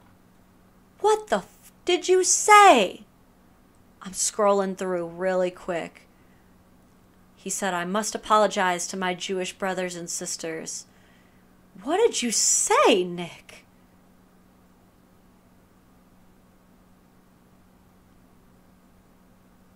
Hold on, let's see. Apparently, the podcast episode in question features Cannon interviewing Richard Griffin, better known as Professor Griff, who was kicked out of the wildly popular rap group Public Enemy in 1989 after doing an interview in the Washington Times where he reportedly claimed that Jews were responsible for the majority of wickedness that goes on across the globe. Throughout the interview, Cannon engages in anti-Semitic conspiracy theories, asking why we give so much power to the theys, and theys turn into Illuminati, the Zionists, the Rothschilds, referring to the wealthy Jewish family often used as a dog whistle for anti-Semitism. Oh no, he had a little Kanye moment, huh? I will say this, I'm conservative and I know you're not. However, while I actually don't believe you have to wait until marriage to have sex with a virgin in order to not go to hell, however, I've never slept with someone that I wasn't in a long-term relationship with. Also, Elon Musk has quite the track record of breaking hymens. What a random fact. Is that true, or do you think that's just something that he bragged about as a rich guy? How would we ever know? Night Terrors, thank you so much for the sub. Man, that's wild that so many celebrities get, like, pulled into the whole, like, anti-Semitic, often, like, and that's almost, like, adjacent to the Scientology pipeline, too, for some reason. I've got to imagine there's a lot of money in this, quite frankly.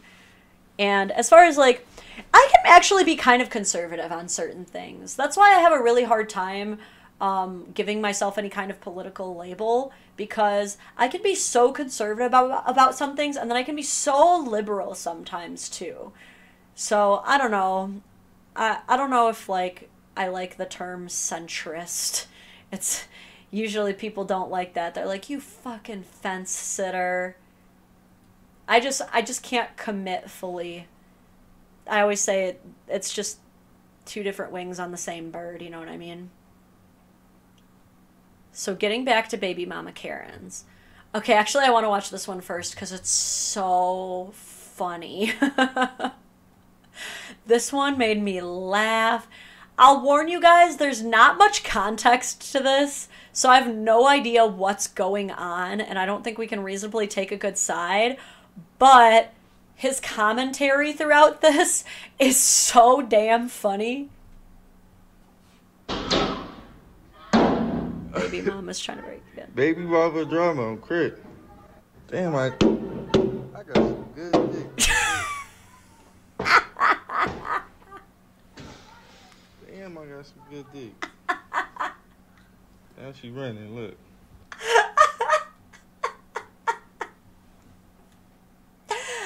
Oh my god, actual tears. He's got this girl slamming the window. He goes, damn, I got some good dick.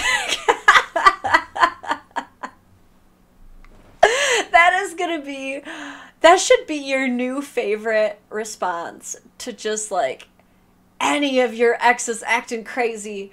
That's the attitude you gotta have, man. As he's like, you know what? I might be looking at about $20,000 worth of repairs in the next 10 minutes, but high five, man! High five downstairs, brother, because look, I think that's a fair testament. I think that's a fair testament to how good you are at that point. Earlier you asked if any of us have blended families. I really wanted you to hear this joke. I'm not a stepfather, but I got a lot of MILFs calling me daddy. Dude, you gotta watch out for that one. How many times of her calling you daddy do you actually have to start paying child support? We gotta watch out. That's gonna start getting built in. Family court is already so wild and out of pocket. That really is gonna be the next thing. It's gonna be like right up there with common law. Like, well, sir, according to this affidavit, you allowed her to call you daddy in the bedroom, is that correct? And you allowed her to call you daddy consecutively for several months to years, and per the court's jurisdiction, we would surmise that that puts you in the parental role and in the best interest of the child. You're gonna have to pay all your money adjourned. Like, I'm just waiting for it. I am just waiting for it. Bitches be like submitting it in their evidence. As you can see from this OnlyFans video published July 28th at 7 p.m., he repeatedly asks me to call him daddy, and therefore he is establishing the paternal role of the 4 children that I had prior to meeting him. And so it would be in the court's best interest to give these children a father.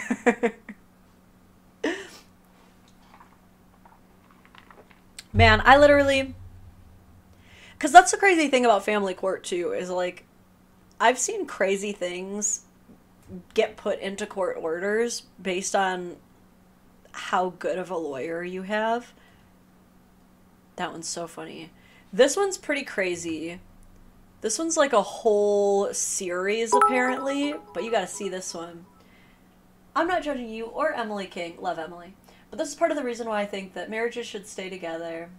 And the best scenario is 2 parents, biological children with no exes. I know that's not always possible, especially with Emily since she was betrayed through infidelity, but that's probably the best case scenario.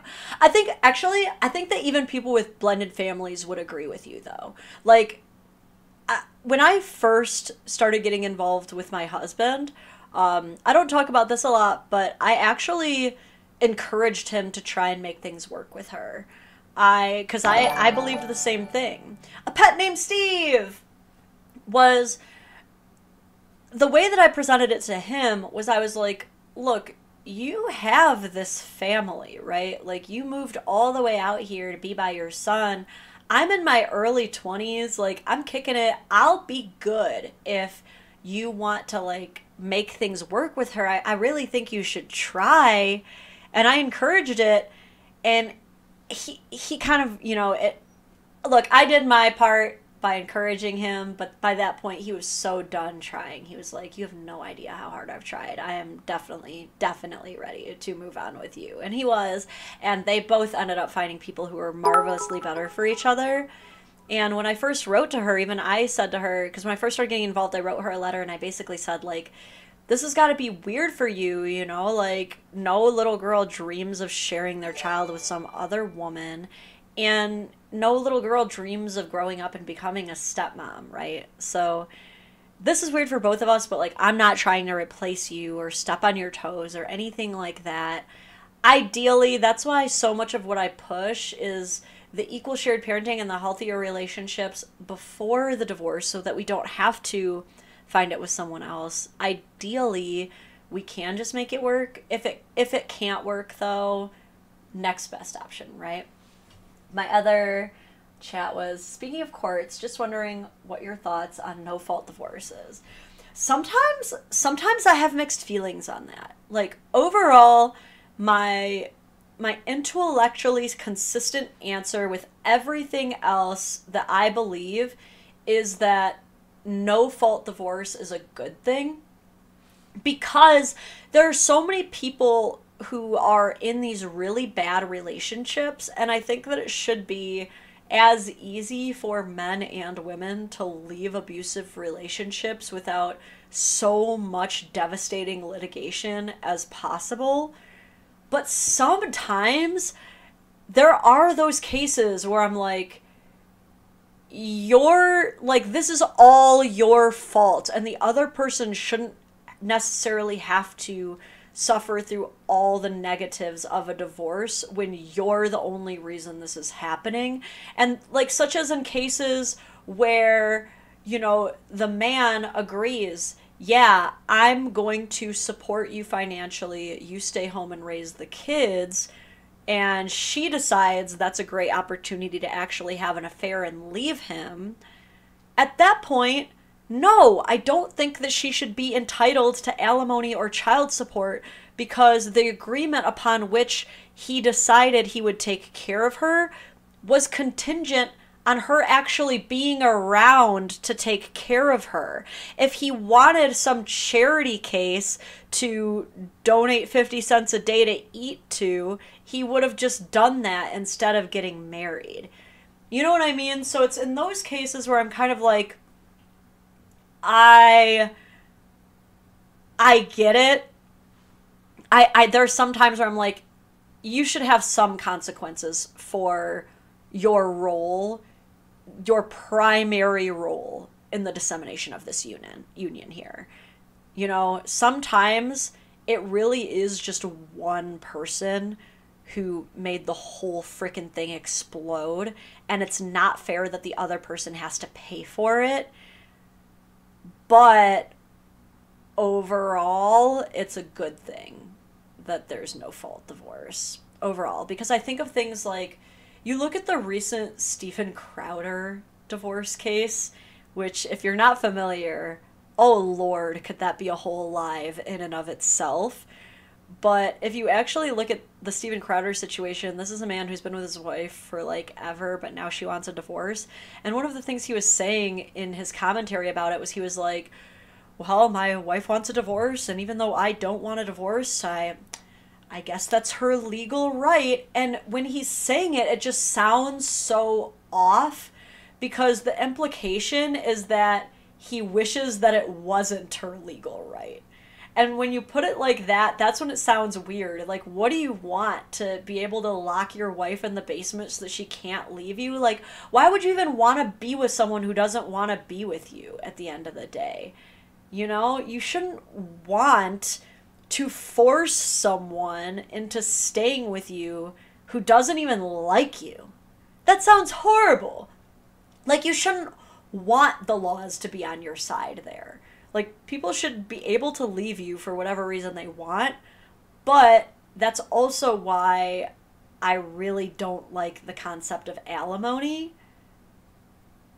It's because of no-fault divorce, I just think it's really unfair that there are so many situations where a woman can become reliant on a man's money, but then when she chooses to leave for her own selfish reasons, he still owes her that money, but she's not providing any of her end of the bargain anymore. That's not fair. I'm letting wifey out to cook some food and give blowies. Going to make sure to hook up her leash in case he runs away. Anyway, I'm going to hell for that joke. See you there, brother, because I laughed. Oh my god. Joybird! Welcome! Man, this is a long live, but I'm having so much fun. What I was originally going to do was I was going to break this up into 2 different lives, like come back on later today. Emperor, is it Jagang? I'm going to assume, but thank you for the sub. I was going to go live later tonight, but I don't know if I'll be able to, because I'm helping my coach get the newest gym ready today. So, no offense, but the jiu-jitsu family is a big priority in my life, as you know. So that being said, did you make this an 18+ channel? I will say this, I would always recommend that only the mature be on my channel anyway. I certainly do not make content for kids. I don't. The occasional times that I make videos that kind of do talk to kids, it's more talking to the adult children of separated parents, more so than it is actual children. If you put her leash in the kitchen, you don't have to hook her back up. Dude, someone's gonna be like clipping this all out of context, and people are gonna be like, the Dadvocate is running a dangerous channel that's teaching how to Andrew Tate your women. You should check out this video by Abba and Preach about hot women getting salty and when the ugly men dump them. Hold on, let me write that down. Abba and Preach? Let me see if I can find it so I can get back to it later.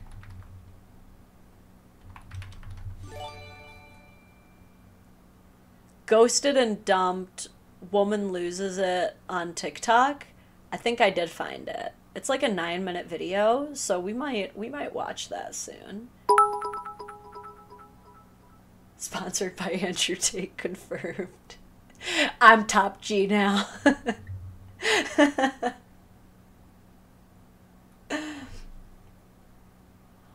Aw, you guys are gifting subs? I wish it would, like, tell me if it was, like, who's gifting. That's funky that it doesn't. But I guess I did know that, because I like to gift subs on my husband's channel, and it doesn't tell him that it's me doing it. Don't tell him that it's me doing it. He's not going to watch this full live.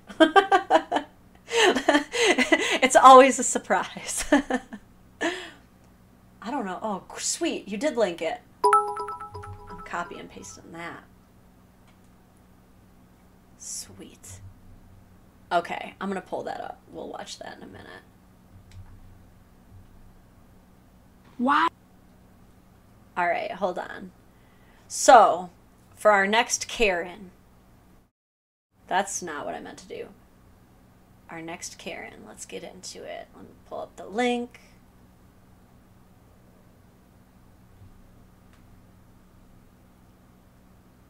Yeah, this looks like it. This is the ominous title one that I was talking about. Get the fuck up out of here. I'll finish your card, bitch. Play with me. He was just playing the game. Ain't nobody taught nothing. When you don't wake up and your shit sprayed, keep recording. Justice Gonzalez, bitch, I did it. Yep, sure when did. You don't wake up, bitch, it's because of me. Yep. And I'm going to be real fucking grateful, ho. And I got your bitch's address, too. That's fine. You're going to be in jail. Okay, I'll go to jail, bitch. Get out the house. And when you do, I'm going to go get my kid. Get her! Get her! Nah, I'm running. There she is, tearing my shit up again. Tearing my shit up again. Is this what the divine masculine looks like? Nothing. She's in her divine masculine right now. Damn. How? You're telling me this woman has actually slept with a man before? What? That's the most confusing part of this whole video. This woman was straight for even a moment? What? I think she was confused. I think she must have thought that the penis was just a really big vagina. And I think that she was just trying something. There ain't no way this person likes dick. If she masturbates, is that considered sleeping with a man?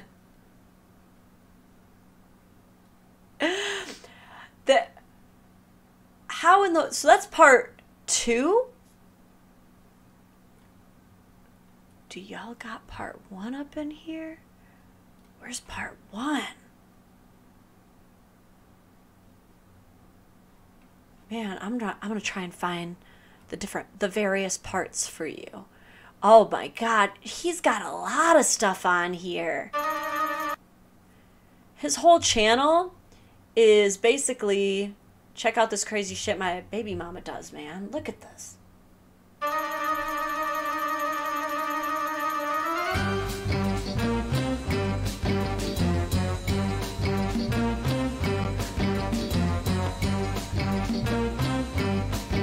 She's got the anger in her. She's got that lesbian rage.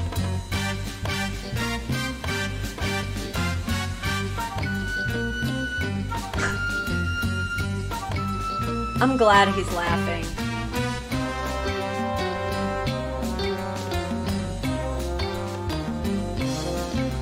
Oh man, he's got even the kids locking mom out, dude. Why are you going out there? How are you not afraid for your life? Oh, but it worked? He surrendered the kid? Did she just win? Holy shit! She got the kid to go outside. Did that just work? Are you kidding me right now? There's not a lot of context, but I think she just actually won.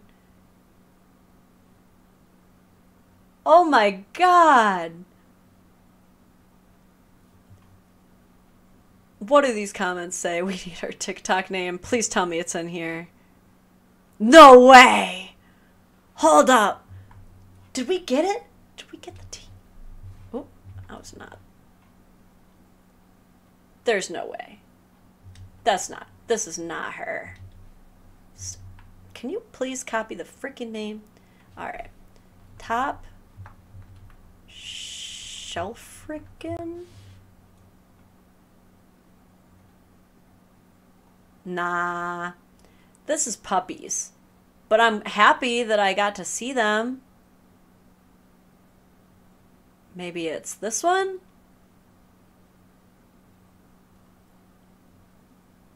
This one? Nah. We tried. This is also from like January. So, how is this woman not in jail? Well, simple. Because she's not a man. Dude, and honestly, like, that's the thing too, is I bet you anything, there's already women out there looking at this video and the only takeaway they get from it is like, look at this male privilege, the fact that he's laughing and doesn't actually have to be worried about anything because men are so much more dangerous and it's just funny when women act aggressive. Like, I bet you anyone there's actually someone with that take right now.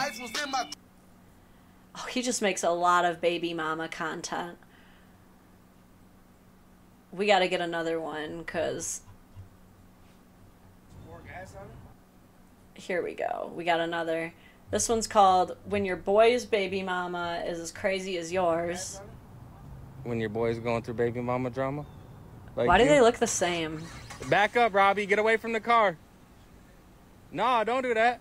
She poured gasoline on this shit. Robbie, move away from the car. Come on, man. Look, she poured gasoline all on his clothes. She only brought one bag, though.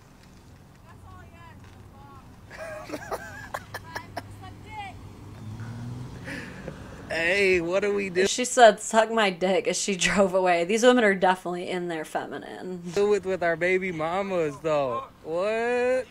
Next, you need help on TikTok. I'm starting to wonder if this is a user error. I don't think these guys are choosing very well. And I'm going to hold them to the same standard that women get held to there. Okay, women are told all the time, you are not choosing men very well. And correctly so, right? Some of us really, we just keep making the same mistakes over and over again. And at the end of the day, we have no one to blame but ourselves for that reason. Okay? I think that these men are rolling in some questionable crowds and they just are not leaving those questionable crowds. And I think they all keep messing with the same unhinged women. And that's the only place they're meeting other women is through the same unhinged women that they first got pregnant. These dudes have horrible taste in women. I feel like this is a good time for a callback to know a little bit about the people you smashed. My question is, how in God's green earth did you not know that first baby mama was like that? This might be a little bit of a radical judgment here, okay? But I feel like a good chunk of the time, if she has a neck tattoo. Not all the time, okay? Not all the time, but if she has a neck tattoo, she's not going to be easy. Get mad if you want.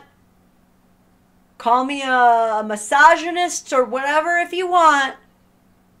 But I don't think there's much of a lie to saying if she has a fucking wolf on her neck, she's probably not going to be the easiest to deal with woman.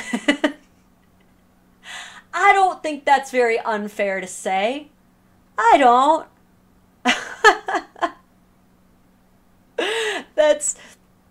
There are some beautiful tattooed women out there. There are some women who do have neck tattoos and are absolutely in their feminine, and they're so kind and they're so sweet. They would never do this shit. But most of the time, most of these neck tattooed ass bitches, most of them. Same with most dudes with neck tattoos. Probably are going to have some toxic qualities themselves. Probably, there's just something about it. Okay? I don't know how to describe it, but if you got a neck tattoo, you're on hard mode. I'm sorry. It's just the way.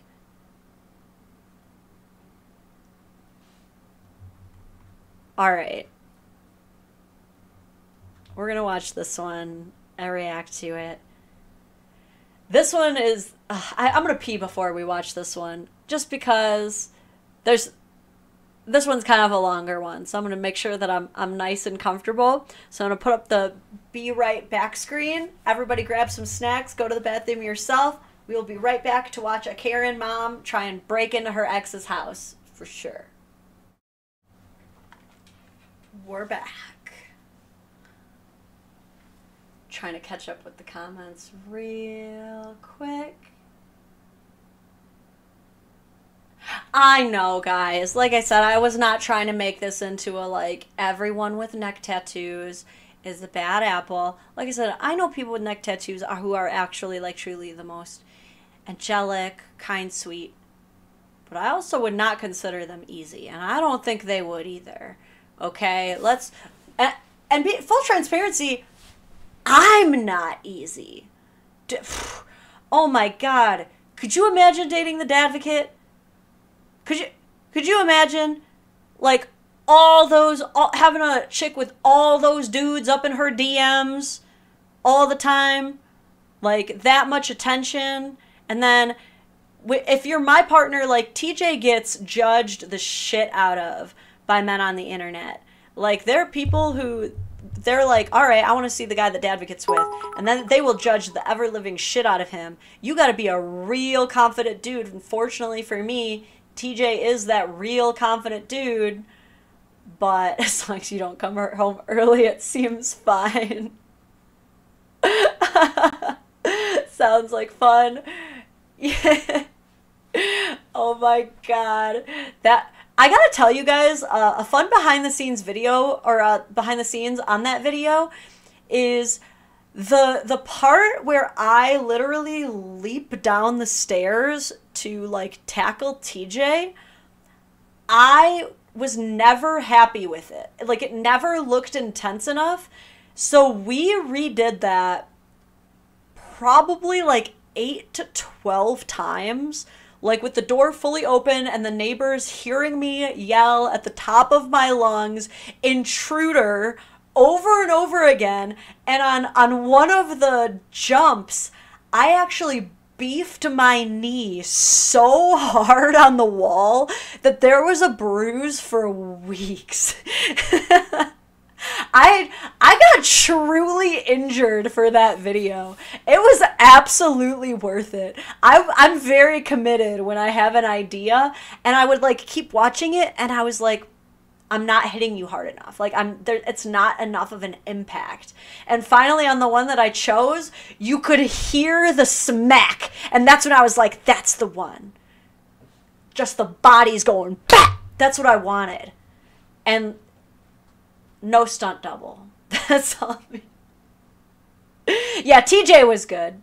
TJ was good. It's only like 115 pounds coming at you. You know, he's he's got a pretty solid foundation. He was a dancer, so his legs are pretty durable.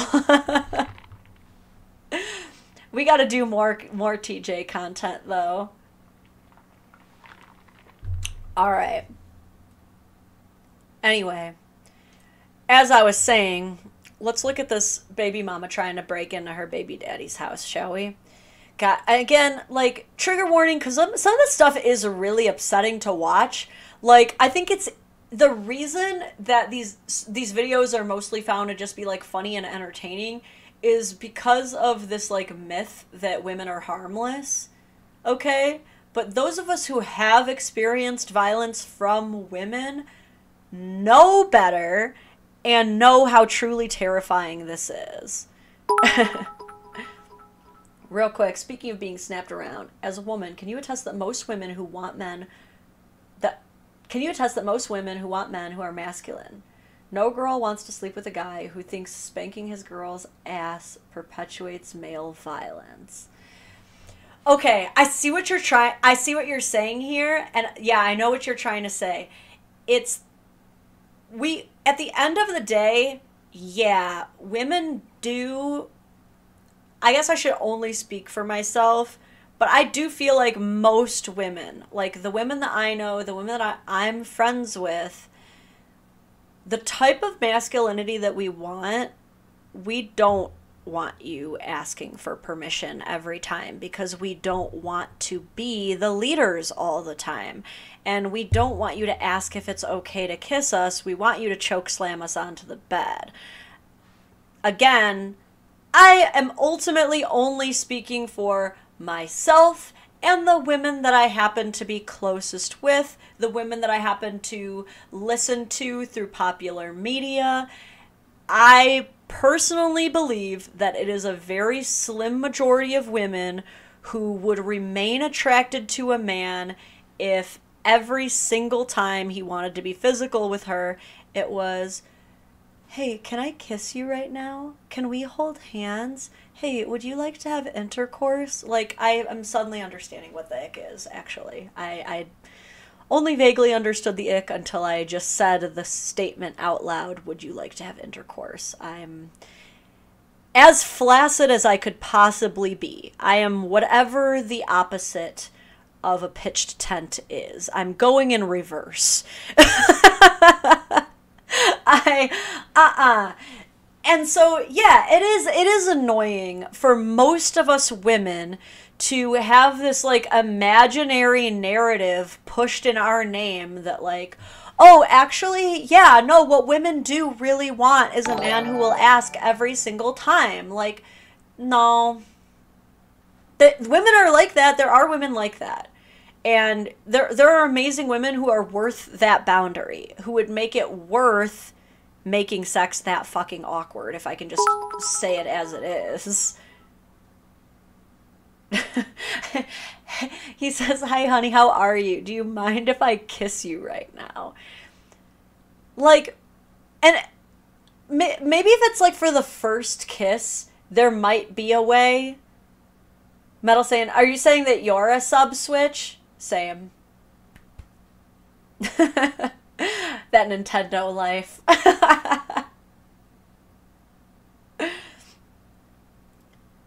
So is there a kind of established general consent that can be withdrawn at any time for any reason? Yeah, any consent can be withdrawn anytime. Like, for sure. For sure. It's just that, like, until human evolution develops, like, a glowing light in our neck that, like, flashes green when the consent is on, or, like, flashes right when the consent is withdrawn. Like, we're gonna have to rely on some form of communication, but that communication can't be, I'm consenting now. I'm powering my consent down. Like,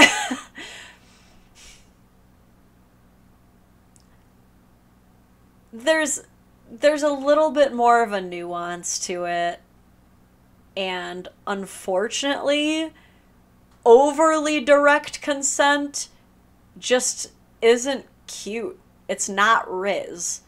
Like, consistently asking for consent every time, while ideologically sounds good, is not Riz. It's just not what anyone really wants. Again, sorry, not anyone, but most of us, man. Yeah, you gotta kind of get it. And a lot of it is conversations, you know, like, one boundary or, like, consent parameter that I've verbally issued is that I have told my husband, and he has told me, that if we ever want to wake the other one up while they were previously asleep, that we have permission to do that. And so some people might argue, like, no, they're asleep, they can't consent. Well, we already gave each other that consent. And so far has not been an issue, has been the opposite of an issue in our marriage. In fact, literally one of the best ways to wake up. Like 10 out of 10, cannot recommend any higher. Better than coffee, man. We'll get you going. All right. But some people are like, nope, you got to ask every single time, and they're not having as much fun as me. So everybody's allowed. Everyone's allowed to have as little fun as they want.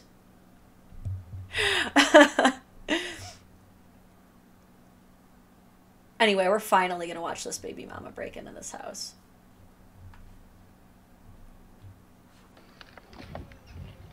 It's February 9th at approximately 8:25 p.m. and they came back and they're sitting right up the side of my driveway, stalking and harassing me.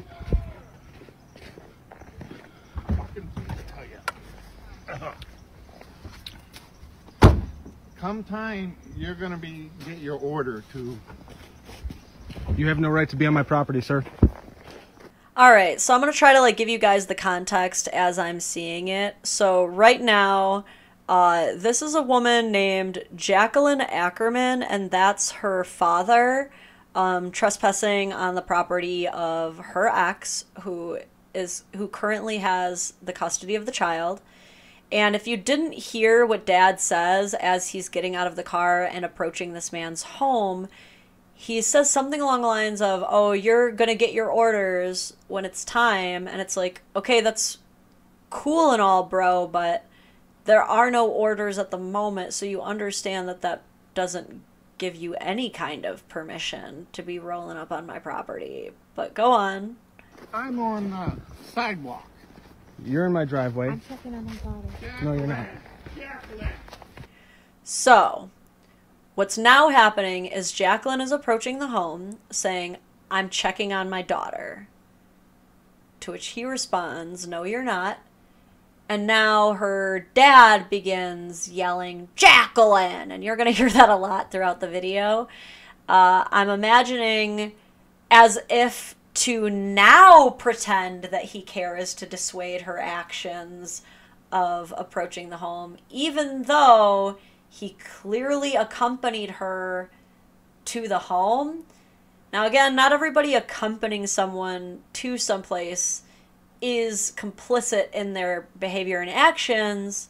Some of them really are thinking like, I need to go to prevent as much chaos as I can. Maybe he is trying to mitigate the damage. Maybe.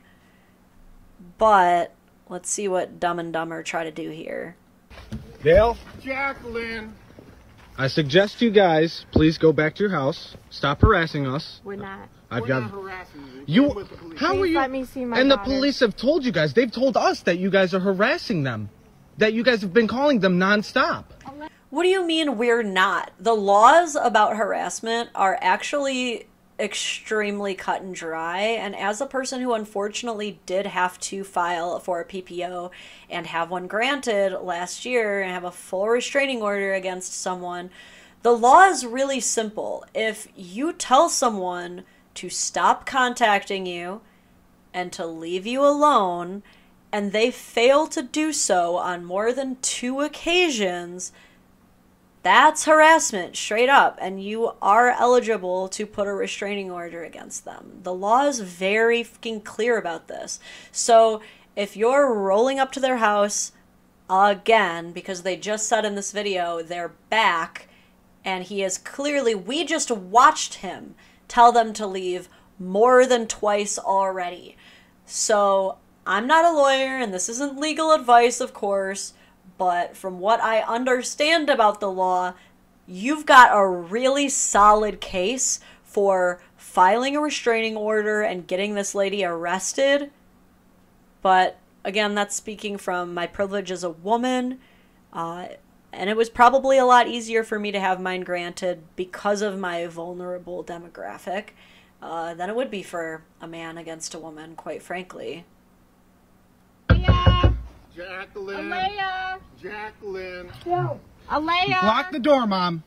Lock the door. Jacqueline. So Mom Jacqueline is now banging on the door, calling out to her daughter Alea, who I believe is about 3 years old at this time.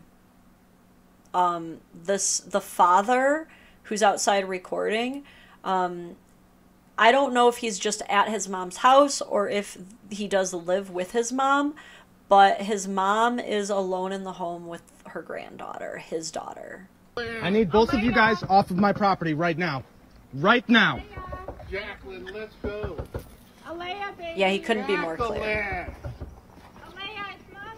Jacqueline. Come here, honey. You are. So I don't know if you can hear this, but now Grandma's getting involved and she's yelling at Jacqueline, "You're doing a really bad thing right now." To which Jacqueline responds, "You are." Jacqueline! Jacqueline! Jacqueline! This is ongoing right now. She's on my property. They refuse to leave. You don't deserve her. Jacqueline! No, you deserve to be in jail with your dialysis. What kind of a fucking comment is that? You deserve to be in jail with your dialysis. Does she deserve to be in jail like having a difficult time because she requires dialysis and you just hope that she can be removed from her necessary care? Or are you saying that she should be in jail because of her dialysis? Dude, as someone who has kidney disease running the family, like, fuck you, Jacqueline. Jacqueline. This just goes to prove and show how devious that these people are, how maniacal and vindictive they really are. And they think that they're, Alea, as you can see, Alea, baby. I, Alea. 122 2nd Street. I have people that are trespassing. They're knocking on my doors or busting on my That last one had a little vibrato to it. Did you hear that, Jacqueline? windows, and they refuse to leave. They've been harassing us all day. The police have been here. Alea, come here. Alea. 122 2nd Street. Can you please come over? I'm kind of in fear for my life, my mother's life, and my daughter's life. Oh my God. I know. My name is Philip Ahrensman, and the two people who were here trespassing and harassing are Jacqueline Ackerman. Alea, look. Yes. My name is Ahrensman, A-R-E. Already at this point, I can physically feel my own body sitting here right now, like, holding myself back. I can feel myself, like, don't you feel like you're there right now, holding back your own, like, I'm already thinking about where I want to land these hooks and body shots right now. Like, I know you're not on my lawn right now trying to coerce a child to come out into the freezing cold with you. I know that that's not what you're doing on my property right now. Like, this man is showing exceptional restraint. N as in Nancy, S as in Steve, M as in man, A as in apple, and N as in Nancy. Jacqueline! They've been doing this all day, and we've been going through family court proceedings, and they will not leave us alone. She's taking a video through my window right now. I think I love the old man And sheepishly she refuses to shouting, leave the property Jacqueline. along with her father. I'm off the property.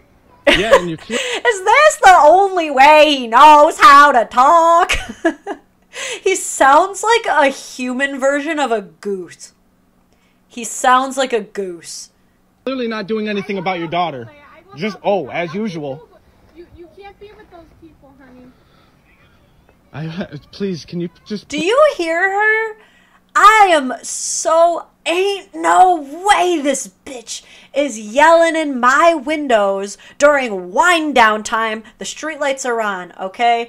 Us OG parents, we know streetlights are on. It's wind down time, okay? And I know your ass is not yelling in my windows talking about some... You can't be with these people, honey.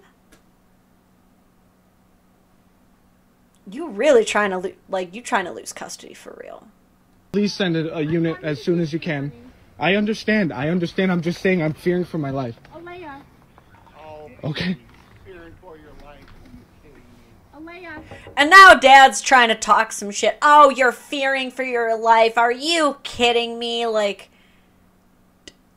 yeah, I'm sorry. Like, you trying to minimize your daughter's actions. Like, you're the one who has clearly been crying out for the last 3 minutes and 7 seconds, but now he's out of pocket for thinking her behavior is inappropriate. We all agree her behavior is inappropriate.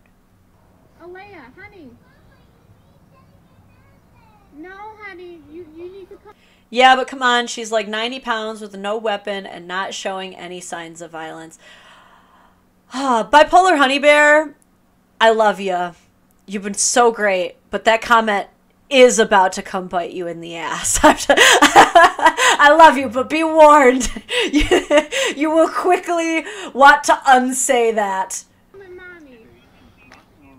She's my ex, yes. She's the mother of my child. They're being bad to you.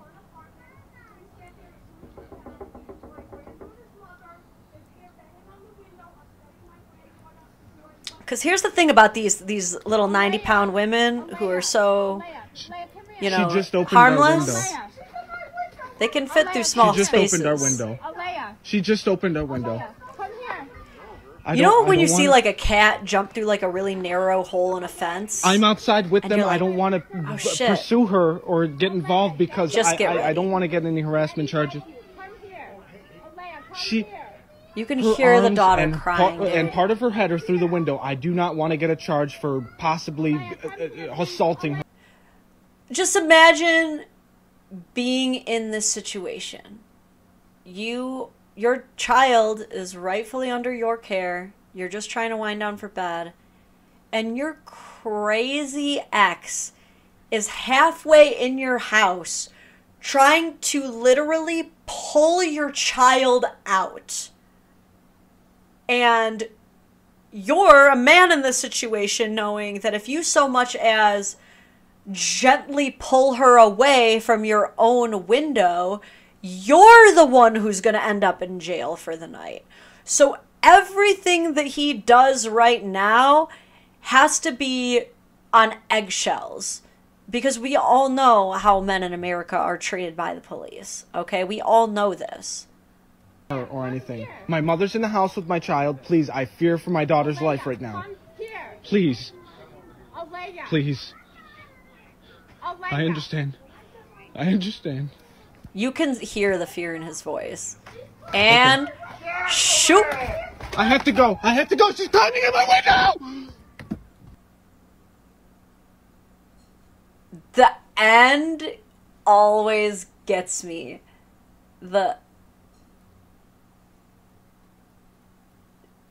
I mean, she really goes. I understand. I understand. She sees it. She's going for it. Shoot! I have to go. I have to go. She's climbing in my window! That screamed, though. Like, that genuine fucking fear, dude. And I'm sorry, but, like, I don't care how small a bitch is. If you're the type of crazy to come banging on my house for hours straight, to come ripping open my windows, and now to come jumping on through like a psychopath, I don't know what else you're capable of, dude. She's Casey Anthony size, I'll tell you that. I don't think any single one of us is going to be calling Casey Anthony harmless. Okay? And and this is exactly why these women get so incensed with the feeling that they're going to get away with it too, is because they know when the cops show up, she already knows what they're going to see. They're going to see a big dude and they're going to see a little lady, and they know that a human's first instinct to showing up to a situation like that is to start sizing everybody up. And she's used to people going, oh, she's just a tiny little woman, so what harm can she really do? And so she's going to do whatever she wants to do.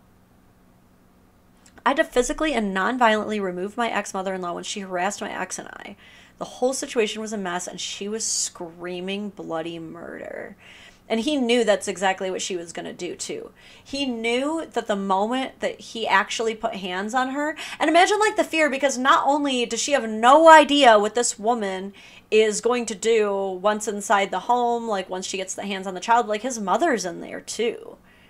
Like, what's this crazy bitch going to do to his mom? It's nuts, dude. Are you back? Mochi. Come here. The people would like to see you. You are the star. Mochi. Come here. Do it. Just come here. Mochi. He's playing with my heart right now. He's just hurting my feelings.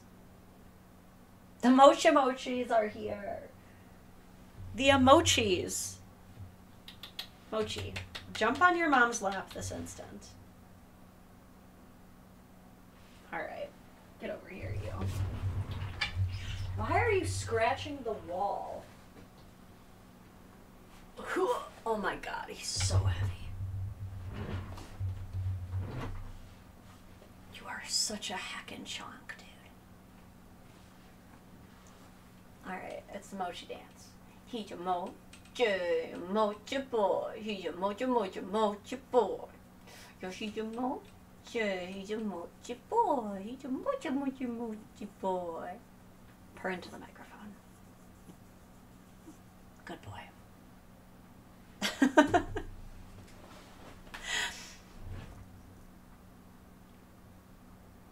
Anyway.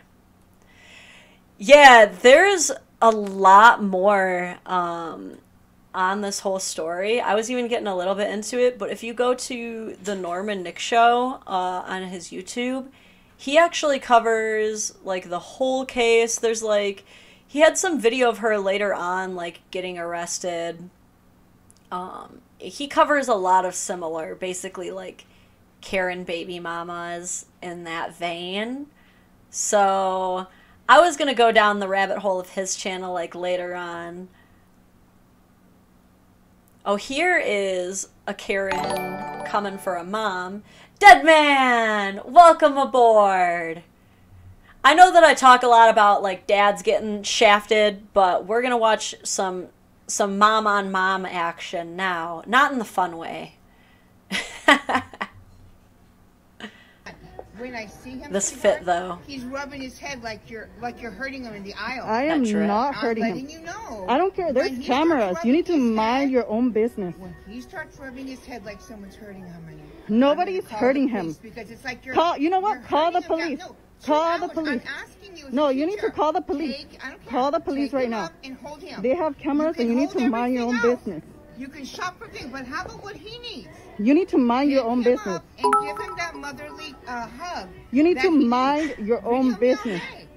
Mind your own business. And I've already been nice to you, but thank goodness you're a teacher, so we can record how you don't mind your own business. Is you are inflicting the pain on him. I'm not inflicting anything. On you, so I suggest you take.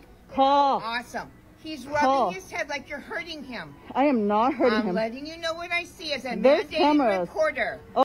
What do y'all think about this drip? Can we just take a minute? We got the fedora. That's a big fedora too. Why is it so big?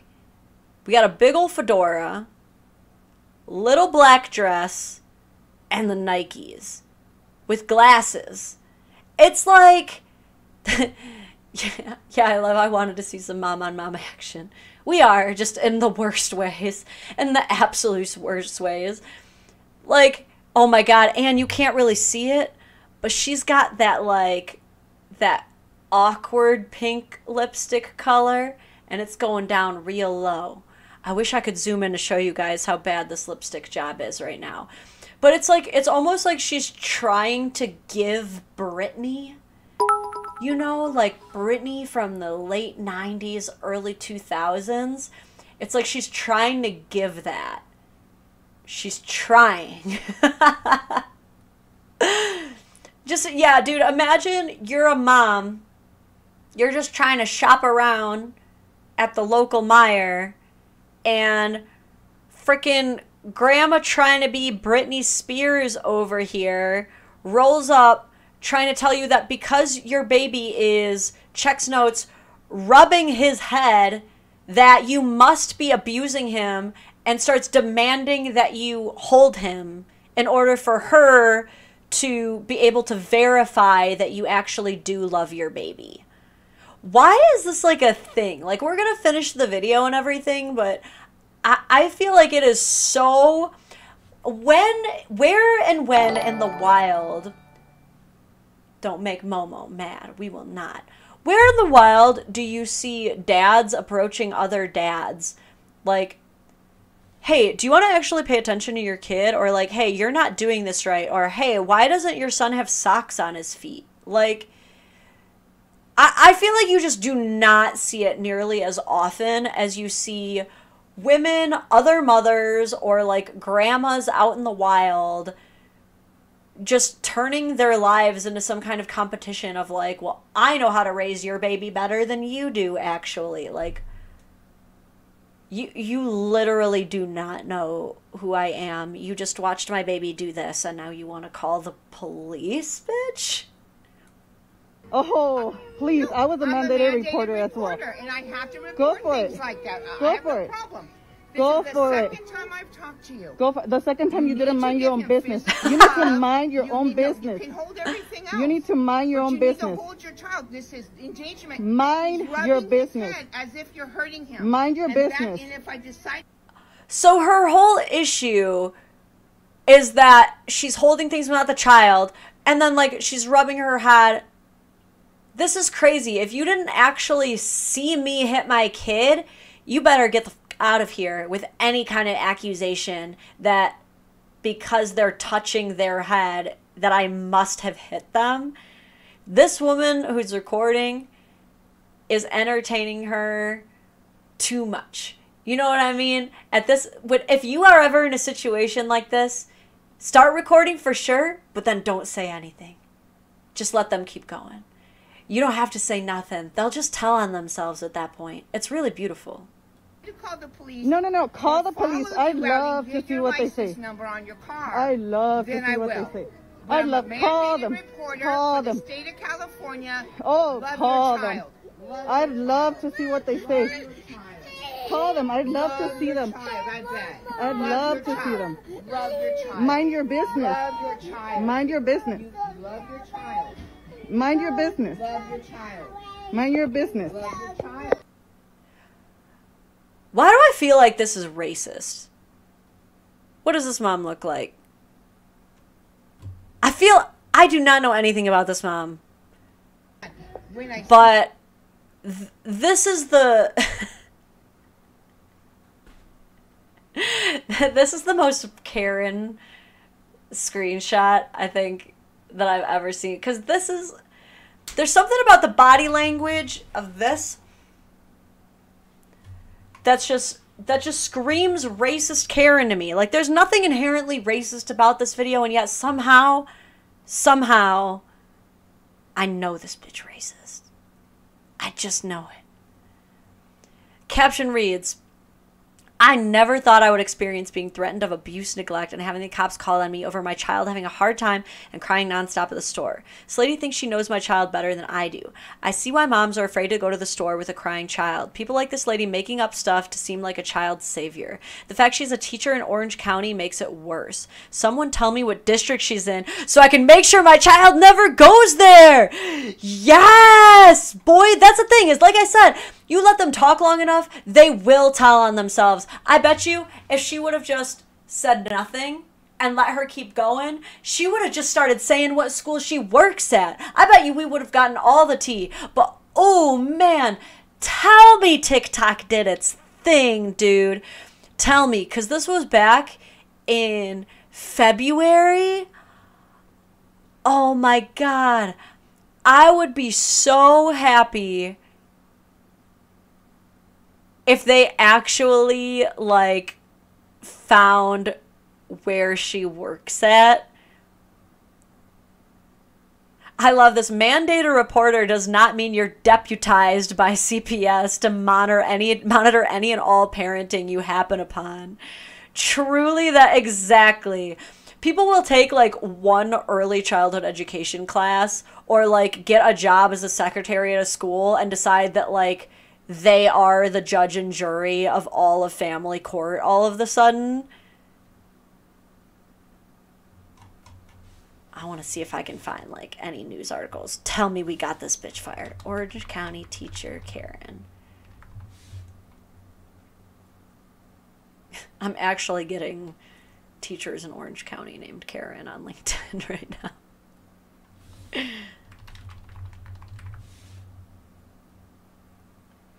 Orange County mandated a reporter accuses parents of abuse. See, other people are trying to find what I'm finding, but I don't think we caught the Karen. What a heartbreaking ending. I'm like really just trolling through these comments, waiting for someone to be like, we found her. We know who this is. How many views is this getting, though? I just don't think it blew up enough, is I think the problem. Yeah, it didn't go as viral as it should have. But maybe now's the chance, you know? God, if somebody in the chat know this bitch. Oh my God, I forgot about that you can't have a barbecue in this park, lady. But what did they call her? Barbecue Betty? Truly. What's her name? I was gonna say Orange County Karen. That's it. We're just gonna stick with Karen. All right. So this one's, I've got like a couple more videos for you. My ears are starting to get sore under these gigantic headphones, but I didn't like if I don't wear them, there's a little bit of feedback. So I'm trying to avoid that. So the second to last one. This is another, I kind of want to hear what you guys have to think about, like have to say about this. I kind of want your opinion on who is the a-hole here. Mom, dad, or both? Or neither? When you're at a turn 10. So the video itself isn't very important. It's just him eating a sandwich. But the caption or the text overlay here says, when you're fucking baby mama over being 10 minutes late and you can't have Father's Day dinner with the family because he can't be 10 minutes late. So basically the context here is that it's Father's Day. They clearly have some kind of schedule. Oh, that's a steak.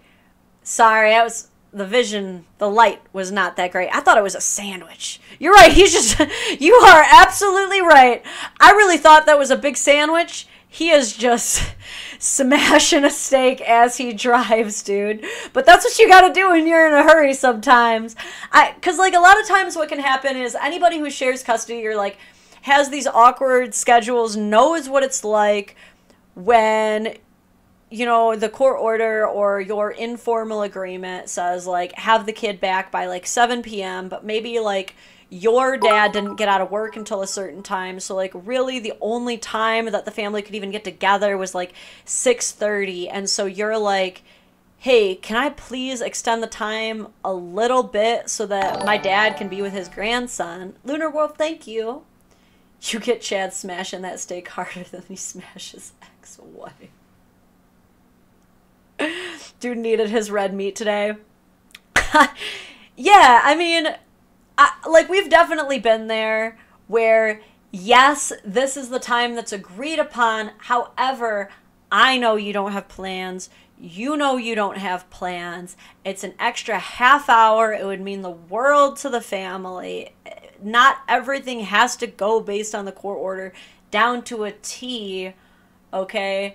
And you won't even allow a little bit more time. Like, this is one of those situations where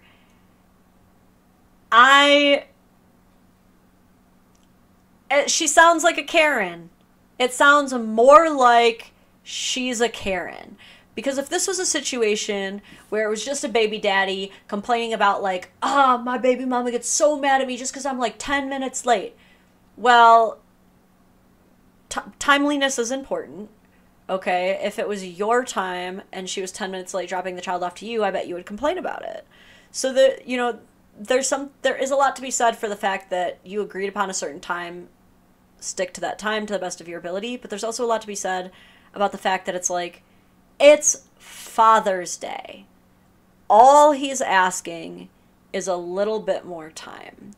And this is such a big problem that it's mostly dads facing it with the mothers of their children, but there are a lot of, like, crappy dads who alienate the moms as well. But it's this, like, tactic of they refuse to allow any extra time. The one that annoys me the most is when they go, oh no, baby, you can't stay extra time at your dad's because it's against the court order. Have you ever heard that one? That one annoys me so much because it's like, why are you lying through your teeth right now when everybody knows that you're allowed to give more time outside of the court order? It's not like the order is this thing that's like, oh yeah, dad has every other weekend, and if you give him more time than every other weekend, you'll be held in contempt of court for giving him too much time. That's not a thing, dude. Like, what do you mean? Why are you trying to make it sound like, oh my god, I get so pissed when these baby mamas try and make it sound like they're gonna get in trouble if they give dad extra time. Like, no, that's ridiculous that you're even trying to use that right now. There is nothing stopping you from allowing your child to spend more time with their father than the little piece of paper says. Nothing stopping you. It's not going to decrease your child support. It's not going to make anybody see you as less than a mom.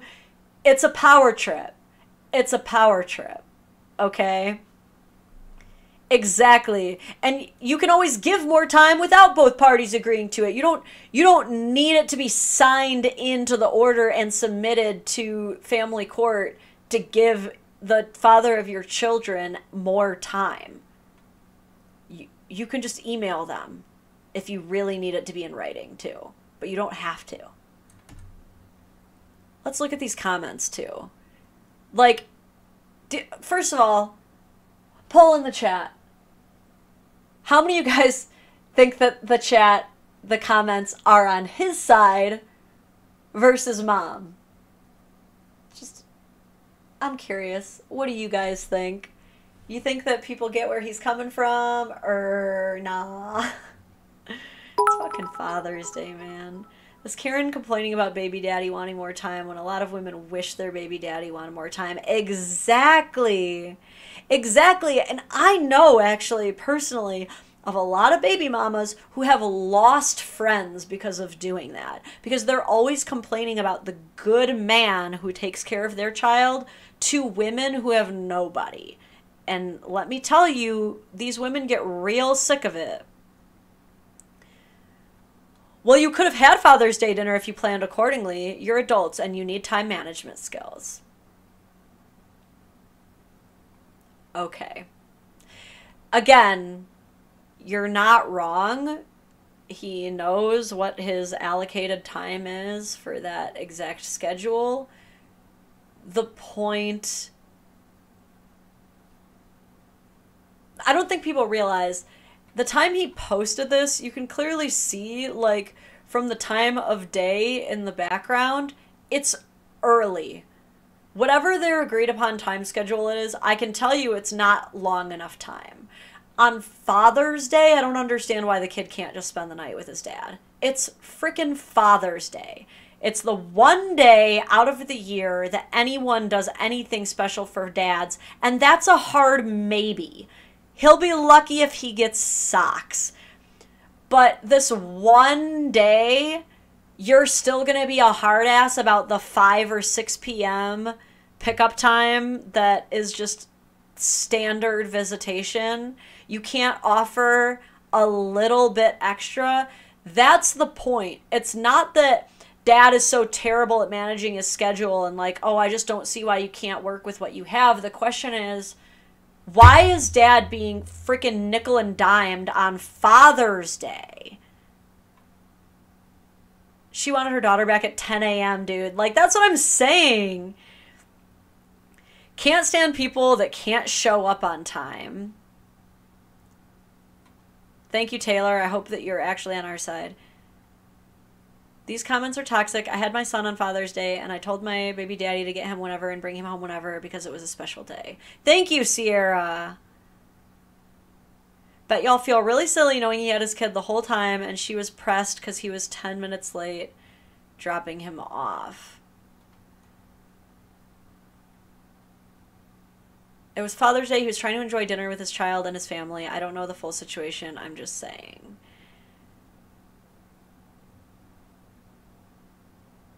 I don't know if, I'm not sure I'm fully processing what she's trying to say there. Why didn't you just go eat earlier knowing she is this way? P.S. She should have given the whole day to him. Again, it's so dumb how, like, even when women recognize when another woman is in the wrong, they're still more willing to make it the man's fault. Like, she adds as an afterthought that he should have already had the whole day, and yet chooses to make the more prioritized comment, well, why didn't he work around her neurosis? You just admitted she's the problem, and yet you're asking, the only thing you're asking is why he didn't do a better job dealing with her being the problem. Be earlier then. Baby mama might have plans too. Why are baby mama's plans on Father's Day the priority? It's Father's Day. What? Don't make plans. Why are you making plans on Father's Day? Oh, I'm so sorry that we're not honoring her special plans of making her boyfriend of 3 weeks that she moved in to the same room she shares with her son a bigger priority than the man who actually contributed his ejaculate to the child. Oh, I'm so sorry. Yeah, let's make the new flavor of the week the bigger priority. Are you freaking kidding me right now? Dude, you're watching me get actually mad in real time, guys. My son stayed with his dad the whole day. He deserves him too. Thank you. Some of y'all are skipping over the fact that it is Father's Day. Thank you. And that's on not having a baby mama and having a wife. Okay, good for you, bunny lady. Good for f***ing you. What kind of a flex do you think you're bringing here? Congrats, your family didn't fall apart. What good does that do for anybody? Y'all pressed about the baby mama. He could be making all this up. I guess. I guess. I believe it, though. Then be on time, dweeb. Maybe she has another daddy she has to celebrate. Again, why is that y'all's priority? There is a step-parents' day, guys. Okay? Look, I've been in my stepson's life since he was 5. He's 14 now. So I've been in his life for far longer than I haven't been in his life. He does call me mom of his own volition after I begged him not to. Kid calls me mom. And Mother's Day is for mom. I have other days that he can show me love and appreciation. There is a stepmother's day, okay? Like, I'm not about to ask his mom to cut into her day, the day that she should be celebrating the work that she put into birthing this child because of my fucking fifis. I'm sorry, but if he's a real man, he's not going to try to steal another man's Father's Day. That's bitch shit, dude. How do you agree on a set time, then get mad because you're expected to be on time? Bold of you to assume that men agree to any of the parenting time schedules that they're given. You think men like only getting 30% of time with their kid at most in the majority of counties? You think men are satisfied with being every other weekend dads? I know that some of you honestly do think that, but you're wrong.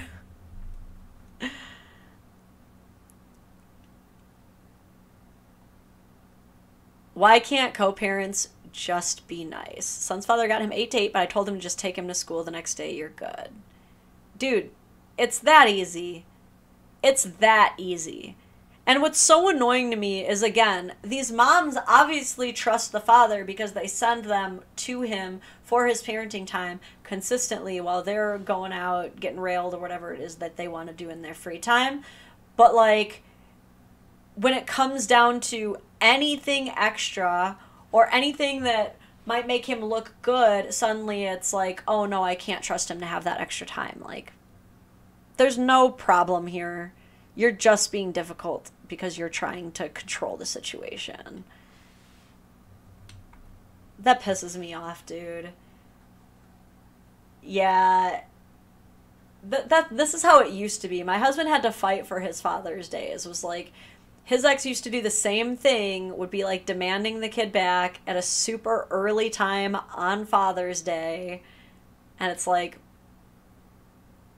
it's Father's Day, dude. Chill. All right.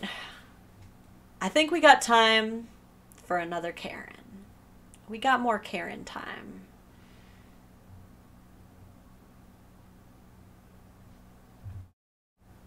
She wouldn't give him his child, and this happens. Put my own child in the car. Don't touch my car.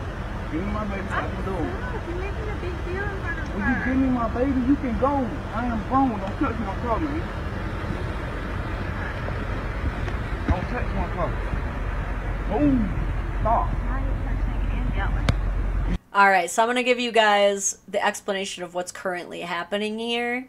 So, obviously, they are meeting up at the pickup drop-off location for the exchange of custodial parenting time. Mom is refusing to put the child down, to allow the father to hold the child in any way. He's asking, can you just hand me the baby? Like, can you just hand me the child? And she's insisting, no, I'm going to put the child in the car seat.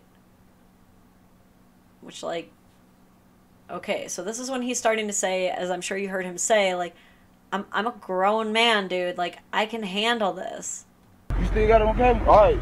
Now, she don't want to give me my baby. I drove up here for 2 hours, and she don't want to give me my child. There's no car seat in Yes, there. it is a car seat in there, man. Car seat right there.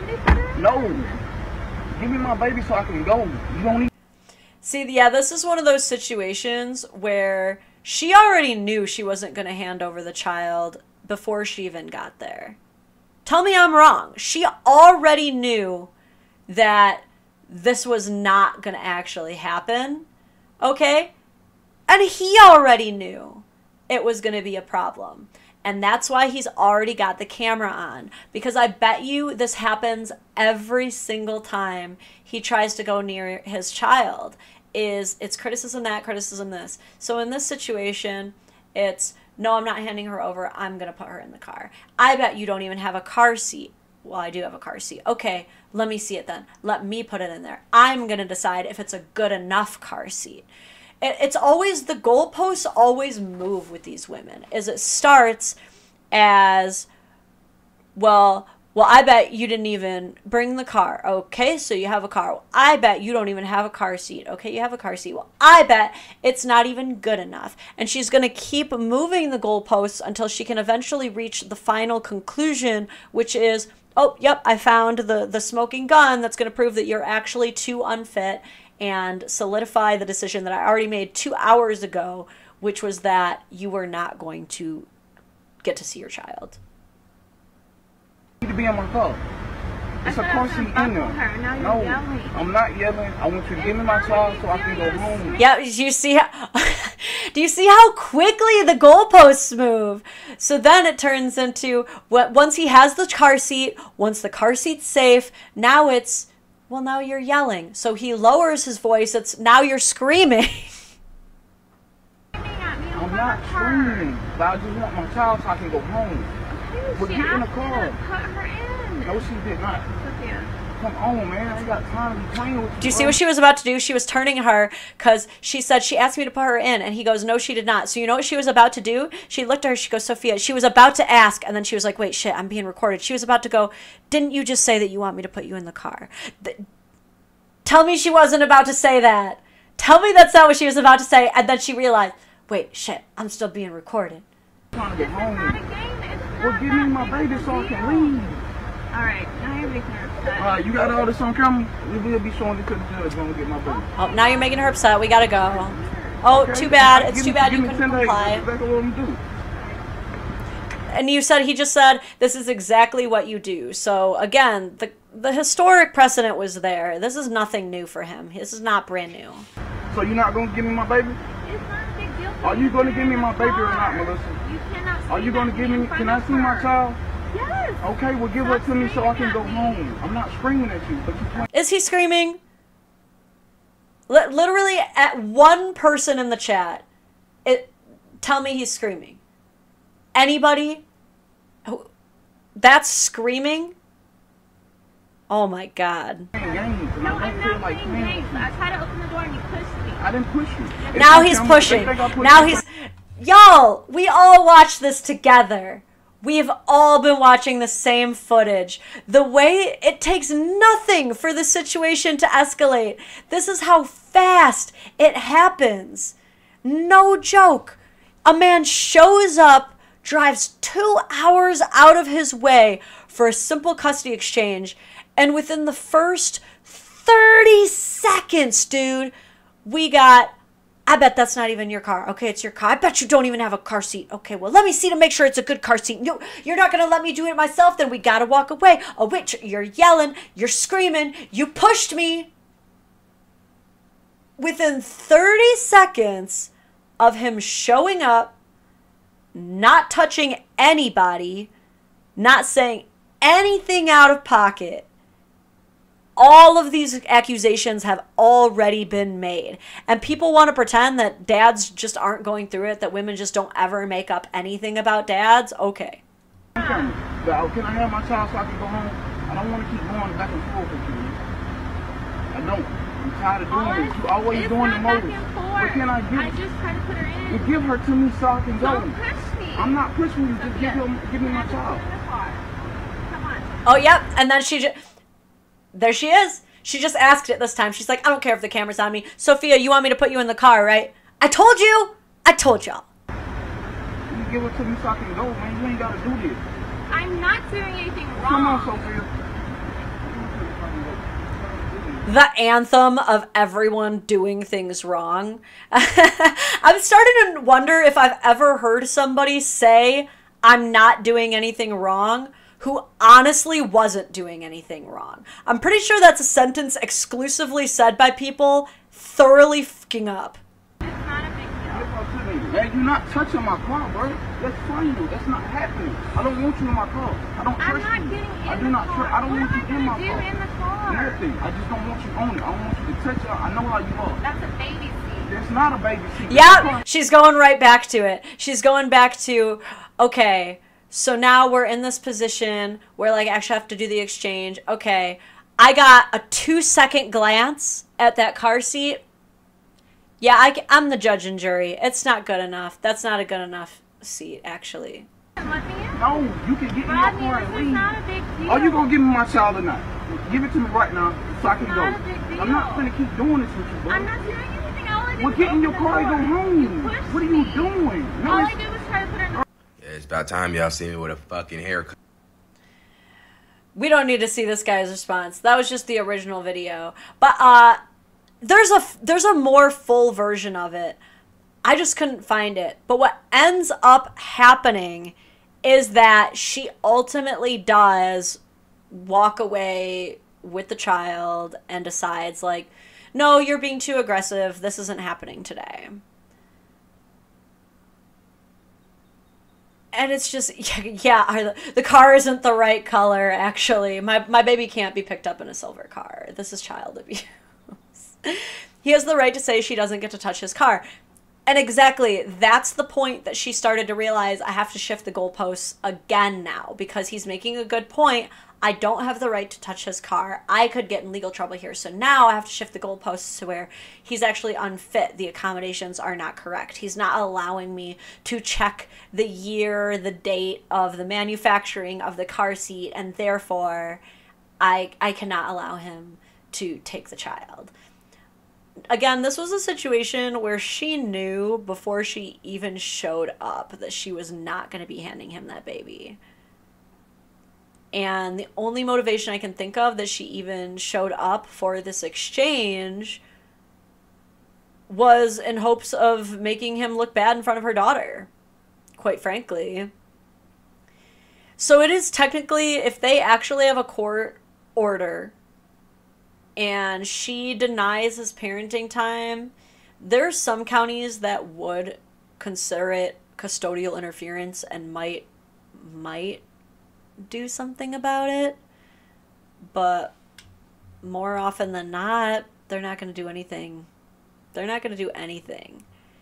It's just, I'm sorry, this stuff happens all of the time where these women already know.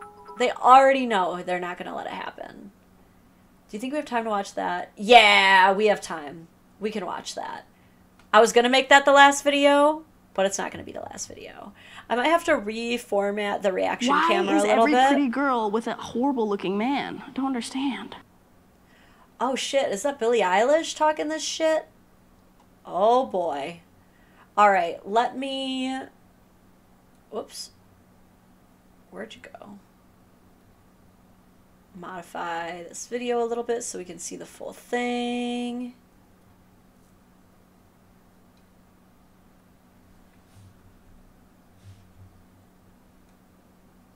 See, do I need to see any more of it? Oh god. I need a little bit more of this video. There we go. Move it over a little bit. All right. Let's watch and enjoy this one together, shall we?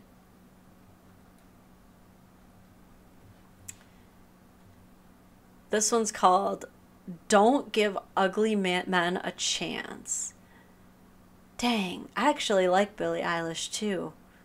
I didn't realize she was such a hater. Listen, I'm not shaming people for their looks, but I am though. You give an ugly guy a chance, he thinks he rules the world. I swear to God. Because they got a hot girl, they can be horrible. Like, you're still ugly, though. Can't change that. Maybe that's why. I'm sorry, but I simply cannot stay quiet any longer. Women, you have got to stop dating ugly men. You've got to stop. You are setting feminism back years. I am so sick of walking down the street and seeing the most beautiful woman I've ever seen in my life with just some guy with a solid 4.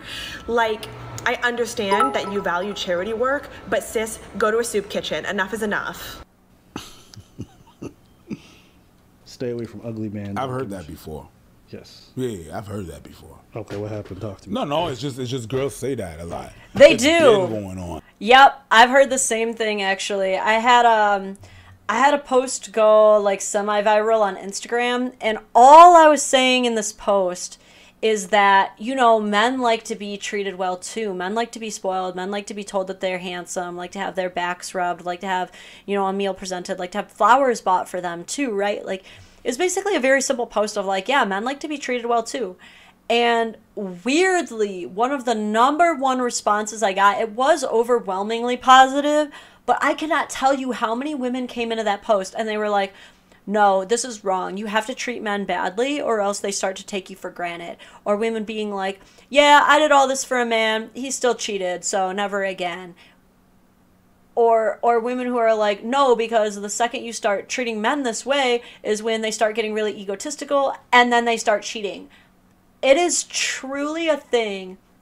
It's not even just about the physical attractiveness part. You don't have to be ugly for women to agree that you should not be treated well. You could be perfectly good looking and it would actually be doubly important then that you be treated badly. Is the attractive ones, you have to really make sure you ruin their confidence, or else you'll never be able to have a secure, stable relationship, according to some of these women. But no, this is something that people actually believe.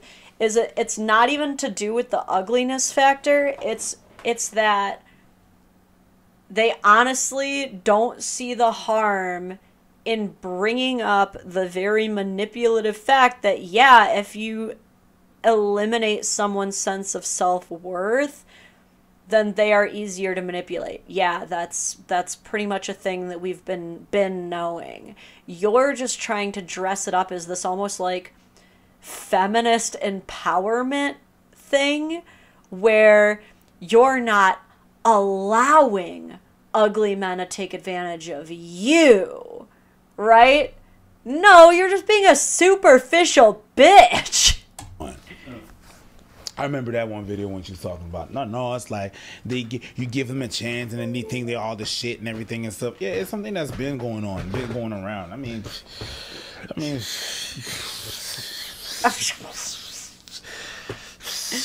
you know what it is? I'll tell you guys what it is. It's not that ugly men treat women worse or better than attractive dudes. It's not that. Yeah. It's that when an ugly man treats you better, it's more insulting. Sorry. When an ugly man treats you worse, it's more insulting. Absolutely. Oh my god, yeah. I was confused at first, but no, that's really funny. That's so... Okay. That is funny, but I think it's funny because that's truly how people feel. Like, I think that women honestly think that way. They're like, man, I'm getting treated like shit by this guy, but at least he's hot. Since he's hot, then he has the social wealth and standing to get away with treating me poorly. They don't understand how bad that looks and sounds. They just go with it. But they honestly will believe, like, because I've heard women having this take, like, how could he dare treat me this way? He's not even attractive enough to treat me this way. It's a weird societal concept where people are like, oh, cheating is bad unless you're hot enough. Then it's excusable. Because geez Louise, I mean, look at how hot you are. You practically can't control your dick. What? But have you seen the rack on that lady? You can't expect her to not sleep with a bunch of dudes. She's so hot. Like, what?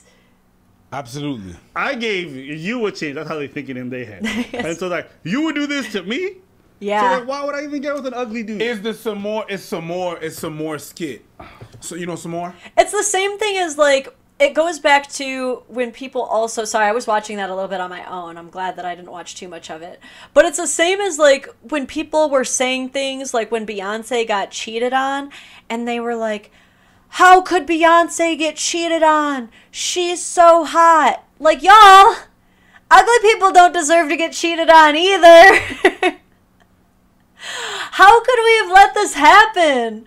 Where we're so ugliest right? Like, we're so discriminate against ugly people that we've somehow justified in our fucking peanut monkey brains that ugly people deserve to get cheated on and hot people don't. That it's okay when ugly people are mistreated, but hot people do not deserve it. We're horrible as a species. She's a comedian, right? Some more, and she had, I think it was some more, and she was saying,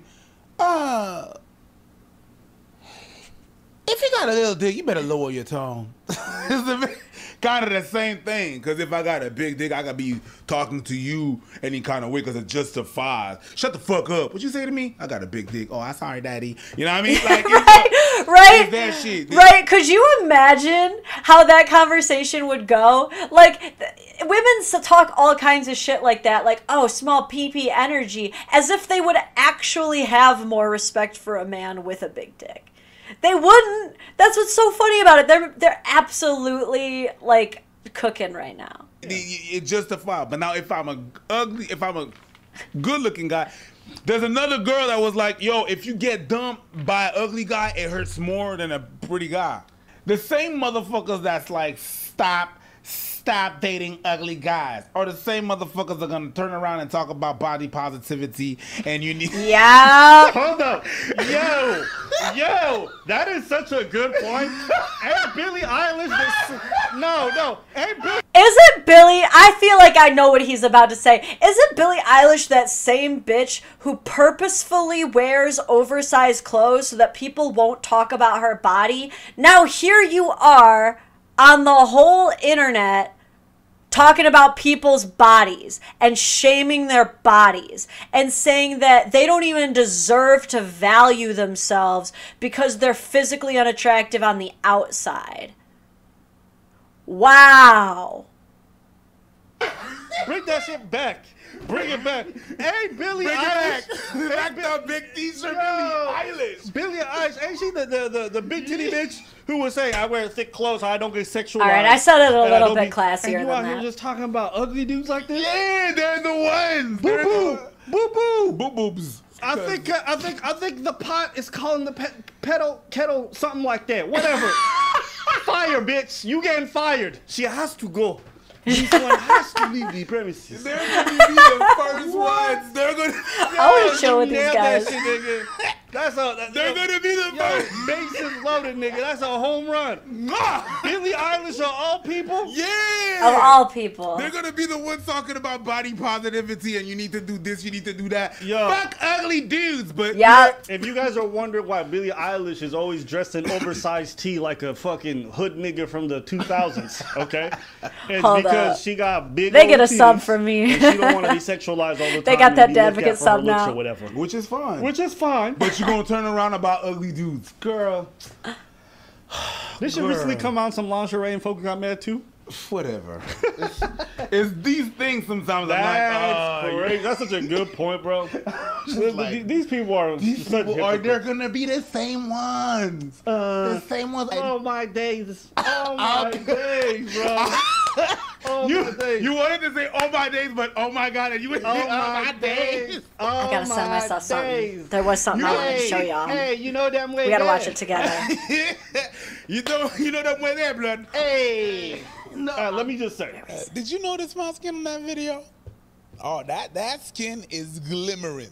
If you want to have a wonderful skin like mine, it's good because this video was brought to you by T.H. Henley. Oh, we're sponsored by the same people. Dope. I didn't know. I also am sponsored by Tej. They are my only sponsor right now, fun fact. So if you ever see me like repping Tej, like just know they have truly helped develop my channel a lot with their support, and they're a great company, honestly. So shout out. They're reaching out to the good creators too, because like they only ever get like super dope people to rep their shit too. Like Emily King has repped Tej, Billy Ray Brandt has repped Tej. Now I know these guys too. Get that Tej money. Unpaid shout out. Tease, you better send me more money for that. No, I'm just kidding. I'm just kidding. You guys send me enough. You know what's really funny too? As a side note, dude, my teenager doesn't stand a chance, dude. You guys know my stepson's 14 now. So, like, whenever he's getting a little stinky, I'm like, you have no excuse, dude. Your mom is sponsored by a men's skincare and, like, body wash line. I can get you any kind of deo, body wash, face wash. Like, get those. You don't even have no wrinkles. We'll still get rid of them. You're Asian. You're never even gonna have wrinkles. We'll still get rid of those wrinkles. So you ain't got no excuse for not wearing no deodorant. Because you got all kinds coming for free all the time. All you gotta do is say what you want. Okay, that's what's so funny. I do throw that in his face all the time. I'm like, literally, you could be the best smelling kid at your high school. You ain't got no excuse. I got Riz in a box coming every month. All right. Easy. Yeah, that's the only difference. Christian Grey. Right? Christian Grey is one of the creepiest motherfuckers ever. Isn't Can that I ask 50 anybody, Shades of Grey, when you guys dude? see all these like super attractive dudes in Hollywood all treating their wives, cheating on them, having 4 different, like, what, you think attractive dudes treat women better? Of course not. It's just more insulting when it's an ugly dude because it bruises your ego a little bit more. I could have done so much better. But if you know anything about dating and dynamics, it's like, yeah, girls do the whole thing where they go for hot guys. You know what's so funny too is it's almost like, you know how every once in a while someone will get rejected, and once they get rejected, they kind of hit back with like, whatever, you are ugly anyway.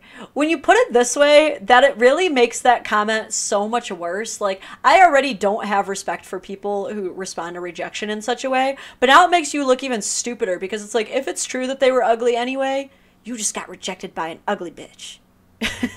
Guys in their young years. And then they go on later in life and realize they want a bit of security and safety. Remember this dude? Oh, the criminal? Prison Bay. Remember this dude? Oh my God, I remember Prison Bay. Meeks. Yeah, them picture came out, and don't matter what the hell, he was in his old prison fatigue. And motherfuckers like, ooh. Shout out to him. Shout out to this guy. This dude got out of jail and was dating a billionaire's daughter. This guy got out of jail he and dated, bring it back. He got out of jail after like a couple years and was dating a billionaire's daughter. Modeling contract and shit. Pretty privilege is real. Too, you get what I'm trying to say? Don't matter. It's different money. Doesn't matter. It's a different life. Listen, it's just, he was blowing out her back. Said, RPG fantasy hey, gal. Man, let me tell you something about bars because I've been behind them and I'm about to put them in you. You feel me? Yo, my man was going in like, bitch, drop that soul. I'm gonna teach you what I learned. Wow. Yo, she. Listen, Akon, she's locked up. Yo, that shit is real. To get out of jail and be with a billionaire. But again, that's one of those things where you're hot, like it's a different set of rules. Yeah. But it don't mean you get That's social treated currency, better. dude. it's more insulting. Yeah. It hurts more. Yeah. It hurts more when they drop you.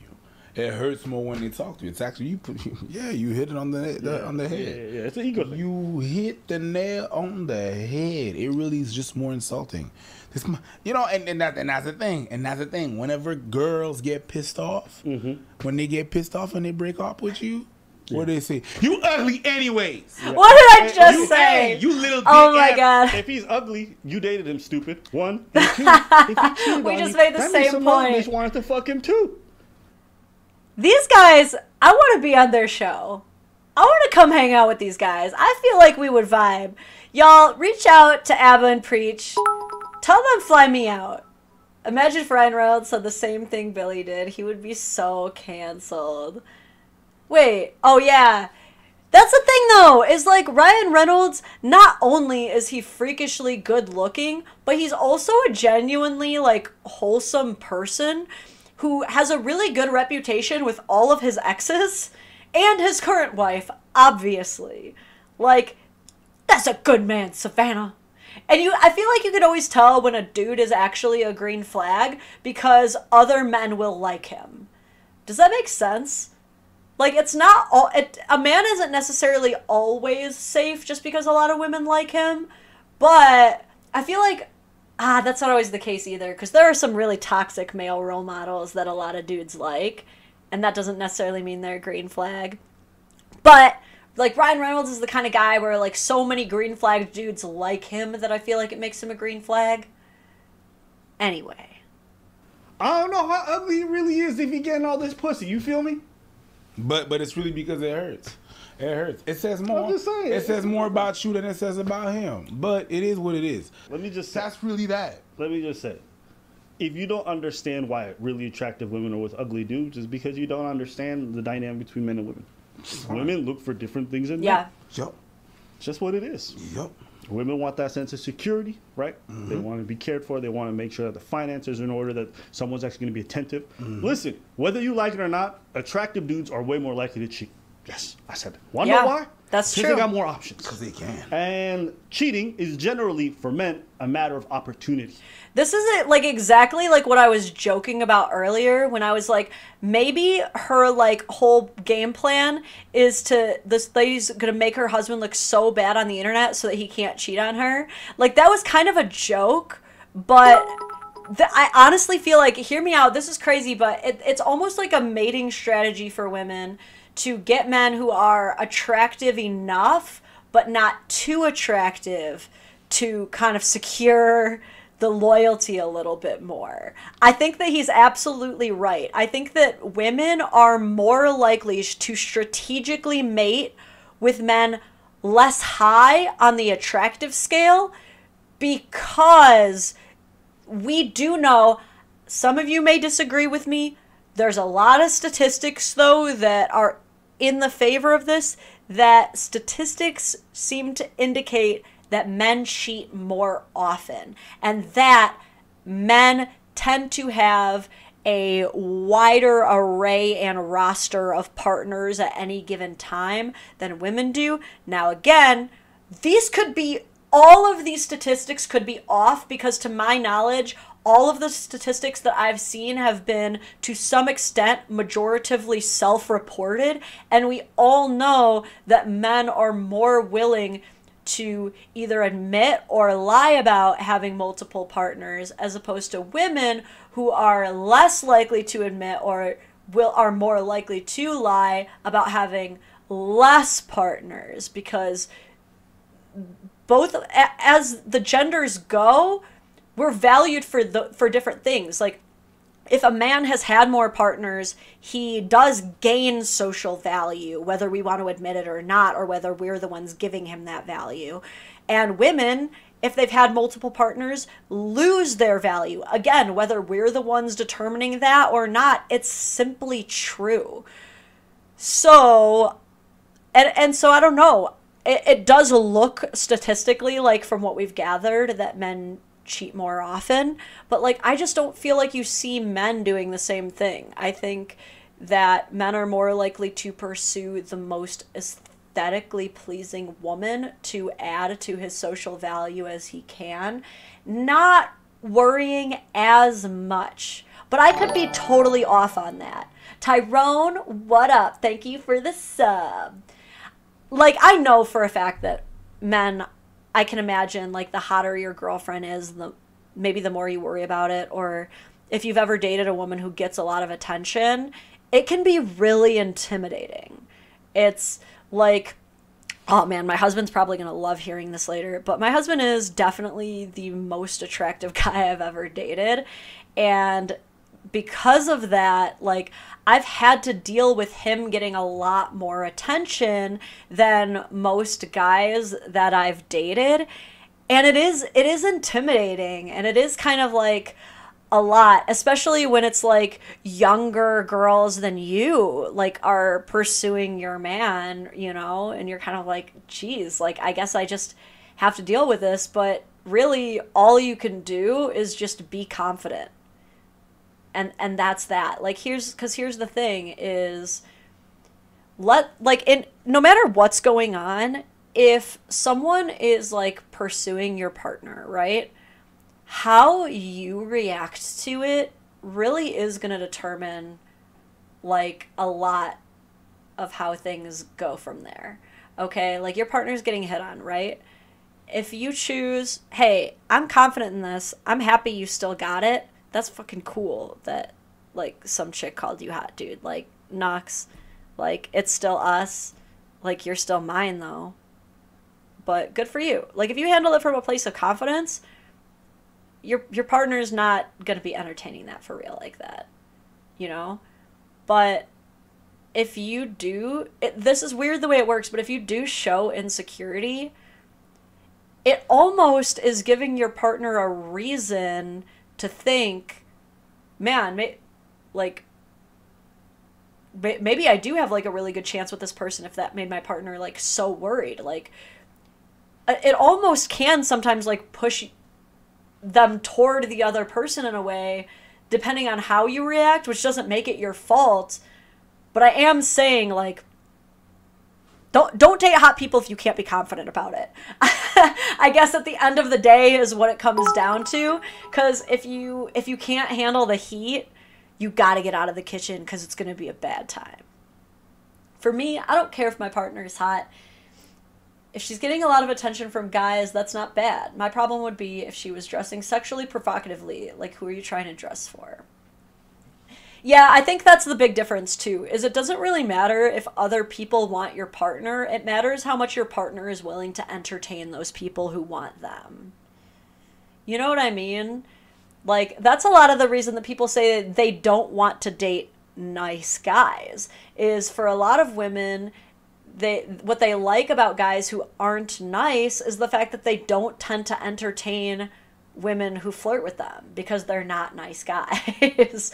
Same with, like, a lot of guys. That's one reason that some guys do go for bitches, because those are the women who will be really mean to men who try to hit on them. And for some guys, they're like, I would rather my woman be mean to me and every other man than my woman hit on me and hit on every other man. Obviously, there is a comfortable middle ground. But I am saying, like, for some people, they'll pay extra for that.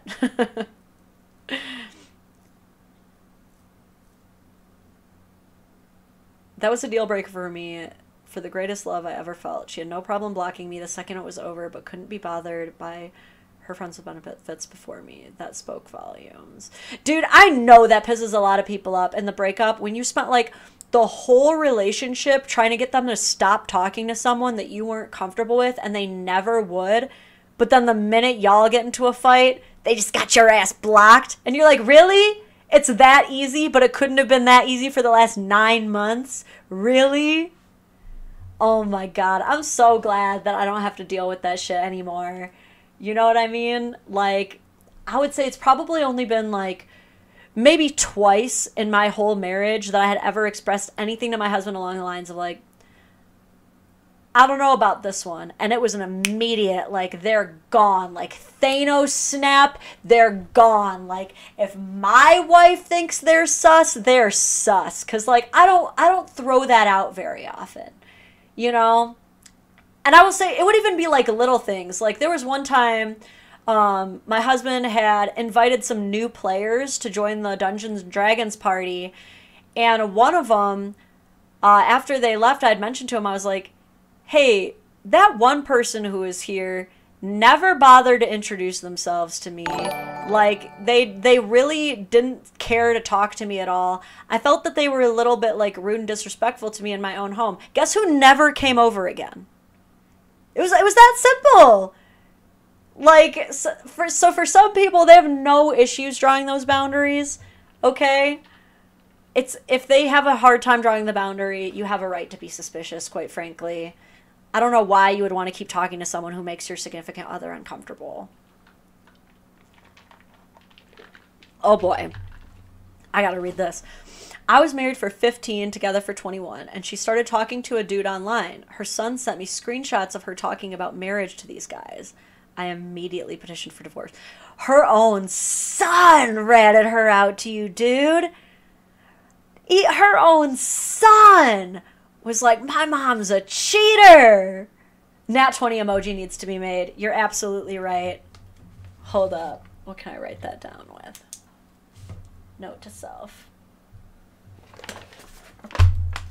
I only have a bag to write on.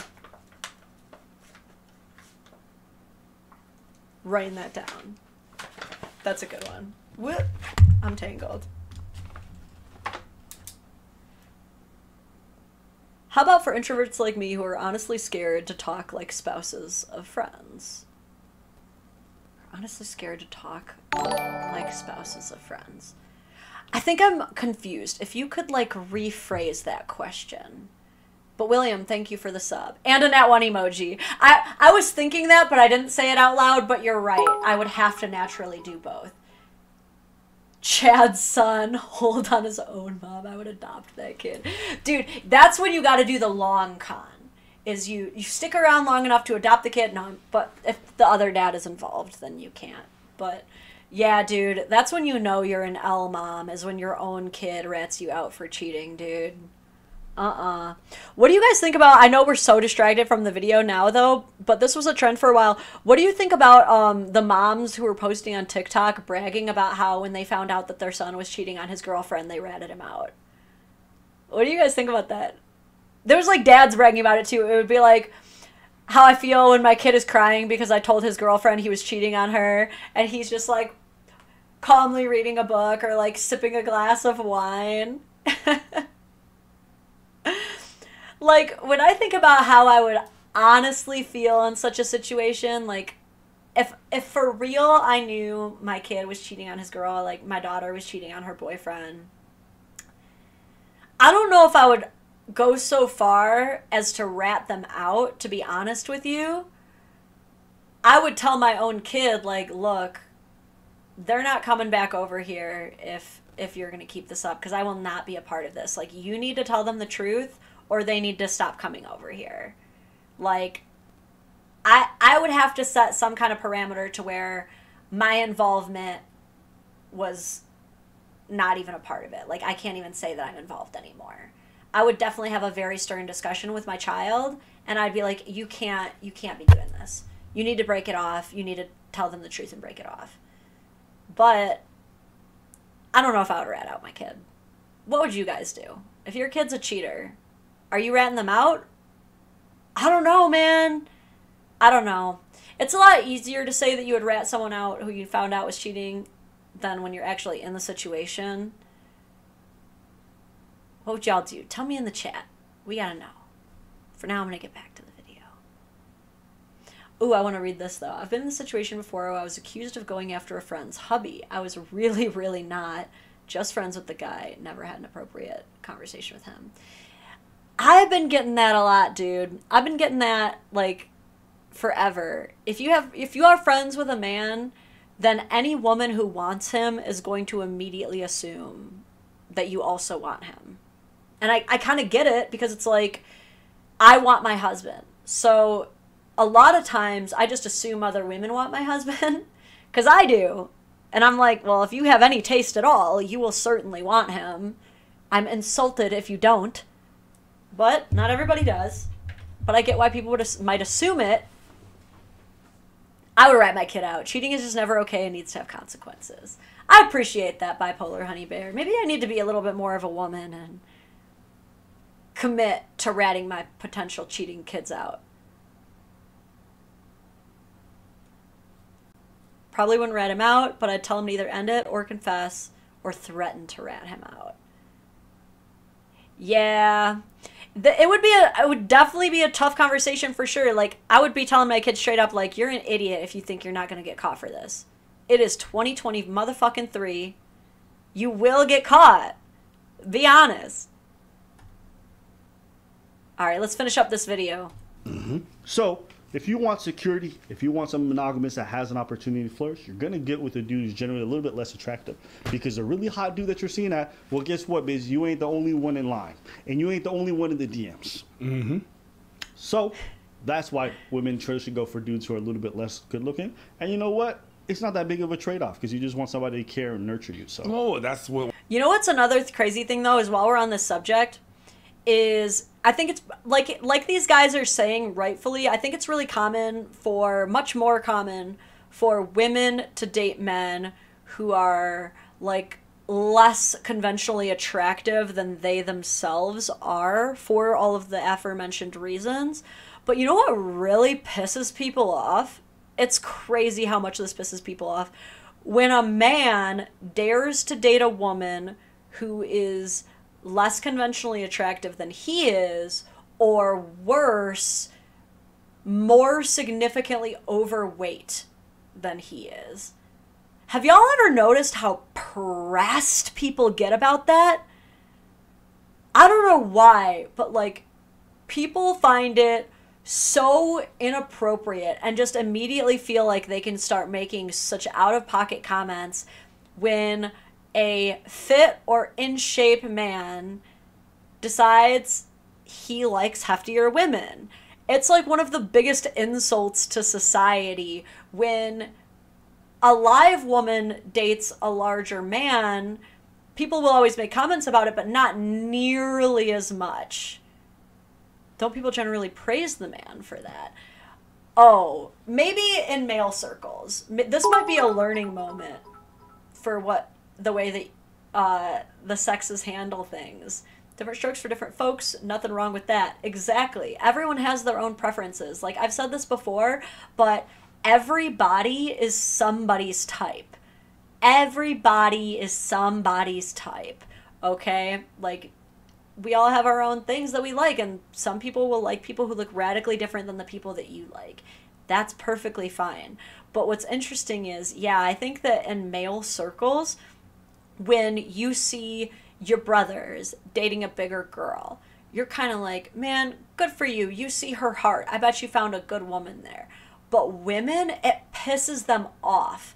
When women see like absolute gigachads in their mind dating anyone less than what they've determined he deserves, dude, they get so mean and nasty. I think it's because most men are just looking for a hot girl who's able to be a good mom. Almost women are looking for guys who can give them a house, decent genetics in their children, and can make them feel protected. It's fine to date whoever you want, but people want different things between the genders. Yeah.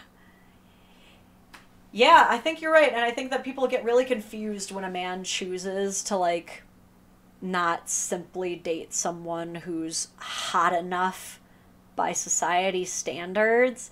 It's a whack, weird double standard, I've noticed. Why some women, but a lot of women are, every woman really wants like a 10 and a 9. Like, it's like all these women ranging from 4, that's what they want. You know what I mean? What they want, ranging from 4 they disagree. to 10s, all want. He's like, I don't think that's 9 to 10s. I mean, everybody wants an attractive partner. Sure. Men want a really attractive. They want a supermodel. If men could have the bitch on Instagram that they're looking at, everybody wants it. But I'm talking about what they will actually go for. These guys seem really egalitarian. I like it. You know, in terms of looks. Everything else, but looks, yeah, women still today are shacking up. Trust me. I done seen some beautiful bitches being like, you can put in my pussy. I'm like, really? Thank you. Me? I appreciate it. Well, you know, thank you for sponsoring this child, you know. But yeah. So World Vision ass nigga. Hey man, hey listen, I'll put flies and booger off my face if it means I'm getting in that poom. Oh my god. This motherfucker gonna pop out his belly just to get Good pussy. day. AM 12. With a full ass grown beard. Get the fuck out of here. You know this pose? You know this pose? Yeah, I know this pose. Because when you're so hungry, niggas gotta lift their hands over their head just to keep it up. Yeah. Anyways, let us know what you guys think in the comments. I want to rest my head and lift my arm at the same time. I've never seen that pose. All right, thank you for introducing me to these guys. They're funny. I like them. Jack! Thank you so much. The sub just in time.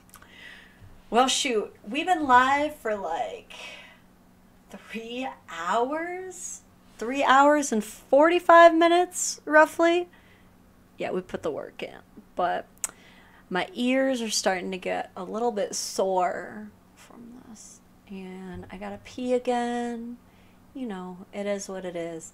But this has been such a fun live. I'm so happy to be back on Twitch. I'm gonna start getting better at like posting my schedule and everything like that. So if you want more Dadvocate, you know where to find me. I got a ton of stuff on YouTube now. If you want to listen to my podcast appearances, they're on my website at dadvocate.net. It's also where you can get some merch. The facts, as I've seen. Sorry, just randomly put on a video called Cop Realizes He's Going to Jail for Being a Pedo. Maybe that'll be a live react that we'll do another day. Patreon for more exclusive content. But that's about it. I don't know if I'll be live again later tonight. Might be a fun little surprise. Oh, let me read this one last one. Great to catch you live. Love the content. So great to know there are real women out there. Yeah, there truly are. There truly are. I'm glad I can provide like a small nugget of hope in this world. So I've got a few more long form videos that I want to edit. Definitely going to be coming out with a lot of new stuff for you guys. Before we go, I just wanted to make one joke. It is much more common to see a fat billionaire man in his 80s with an Instagram. Thought that is to see you... Oh, God. Thought that... Though that is to see you at Femme Business Own with a young man. Oh, God, I think I read this wrong. Though that is to see you... Oh God, I'm so sorry. I blew reading this out loud. I don't fully understand. Is this one of those, like, sugar daddy scam jokes? Chris, thank you for the subscription. Sorry for all of the comments that I've absolutely beefed reading during this live, by the way. I'm, like, gonna start claiming English isn't my first language or something, just to have an excuse. But I think seeing you as a female business owner with a young man. Oh, it's way more common to see a sugar daddy with a beer gut than a sugar mama with a beer gut. It's way more common to see a sugar daddy than a sugar mama, period. But they are out there. I have been in the femcel forums. I seen it. But anyway, yeah, join my Patreon. I just erased the patron shout out board because I'm going to redo it and get a new little ending because I have a new tier. So we're going to do like some... If you want your name written in cursive on the patron shout out board, now is your chance. All patron tiers come with merch, and I do have a really cool new merch design. So it's definitely worth it. Get your early access to videos and exclusive content and all that good stuff. Thank you once again for watching. Stay safe, eat good food, and I will see y'all later.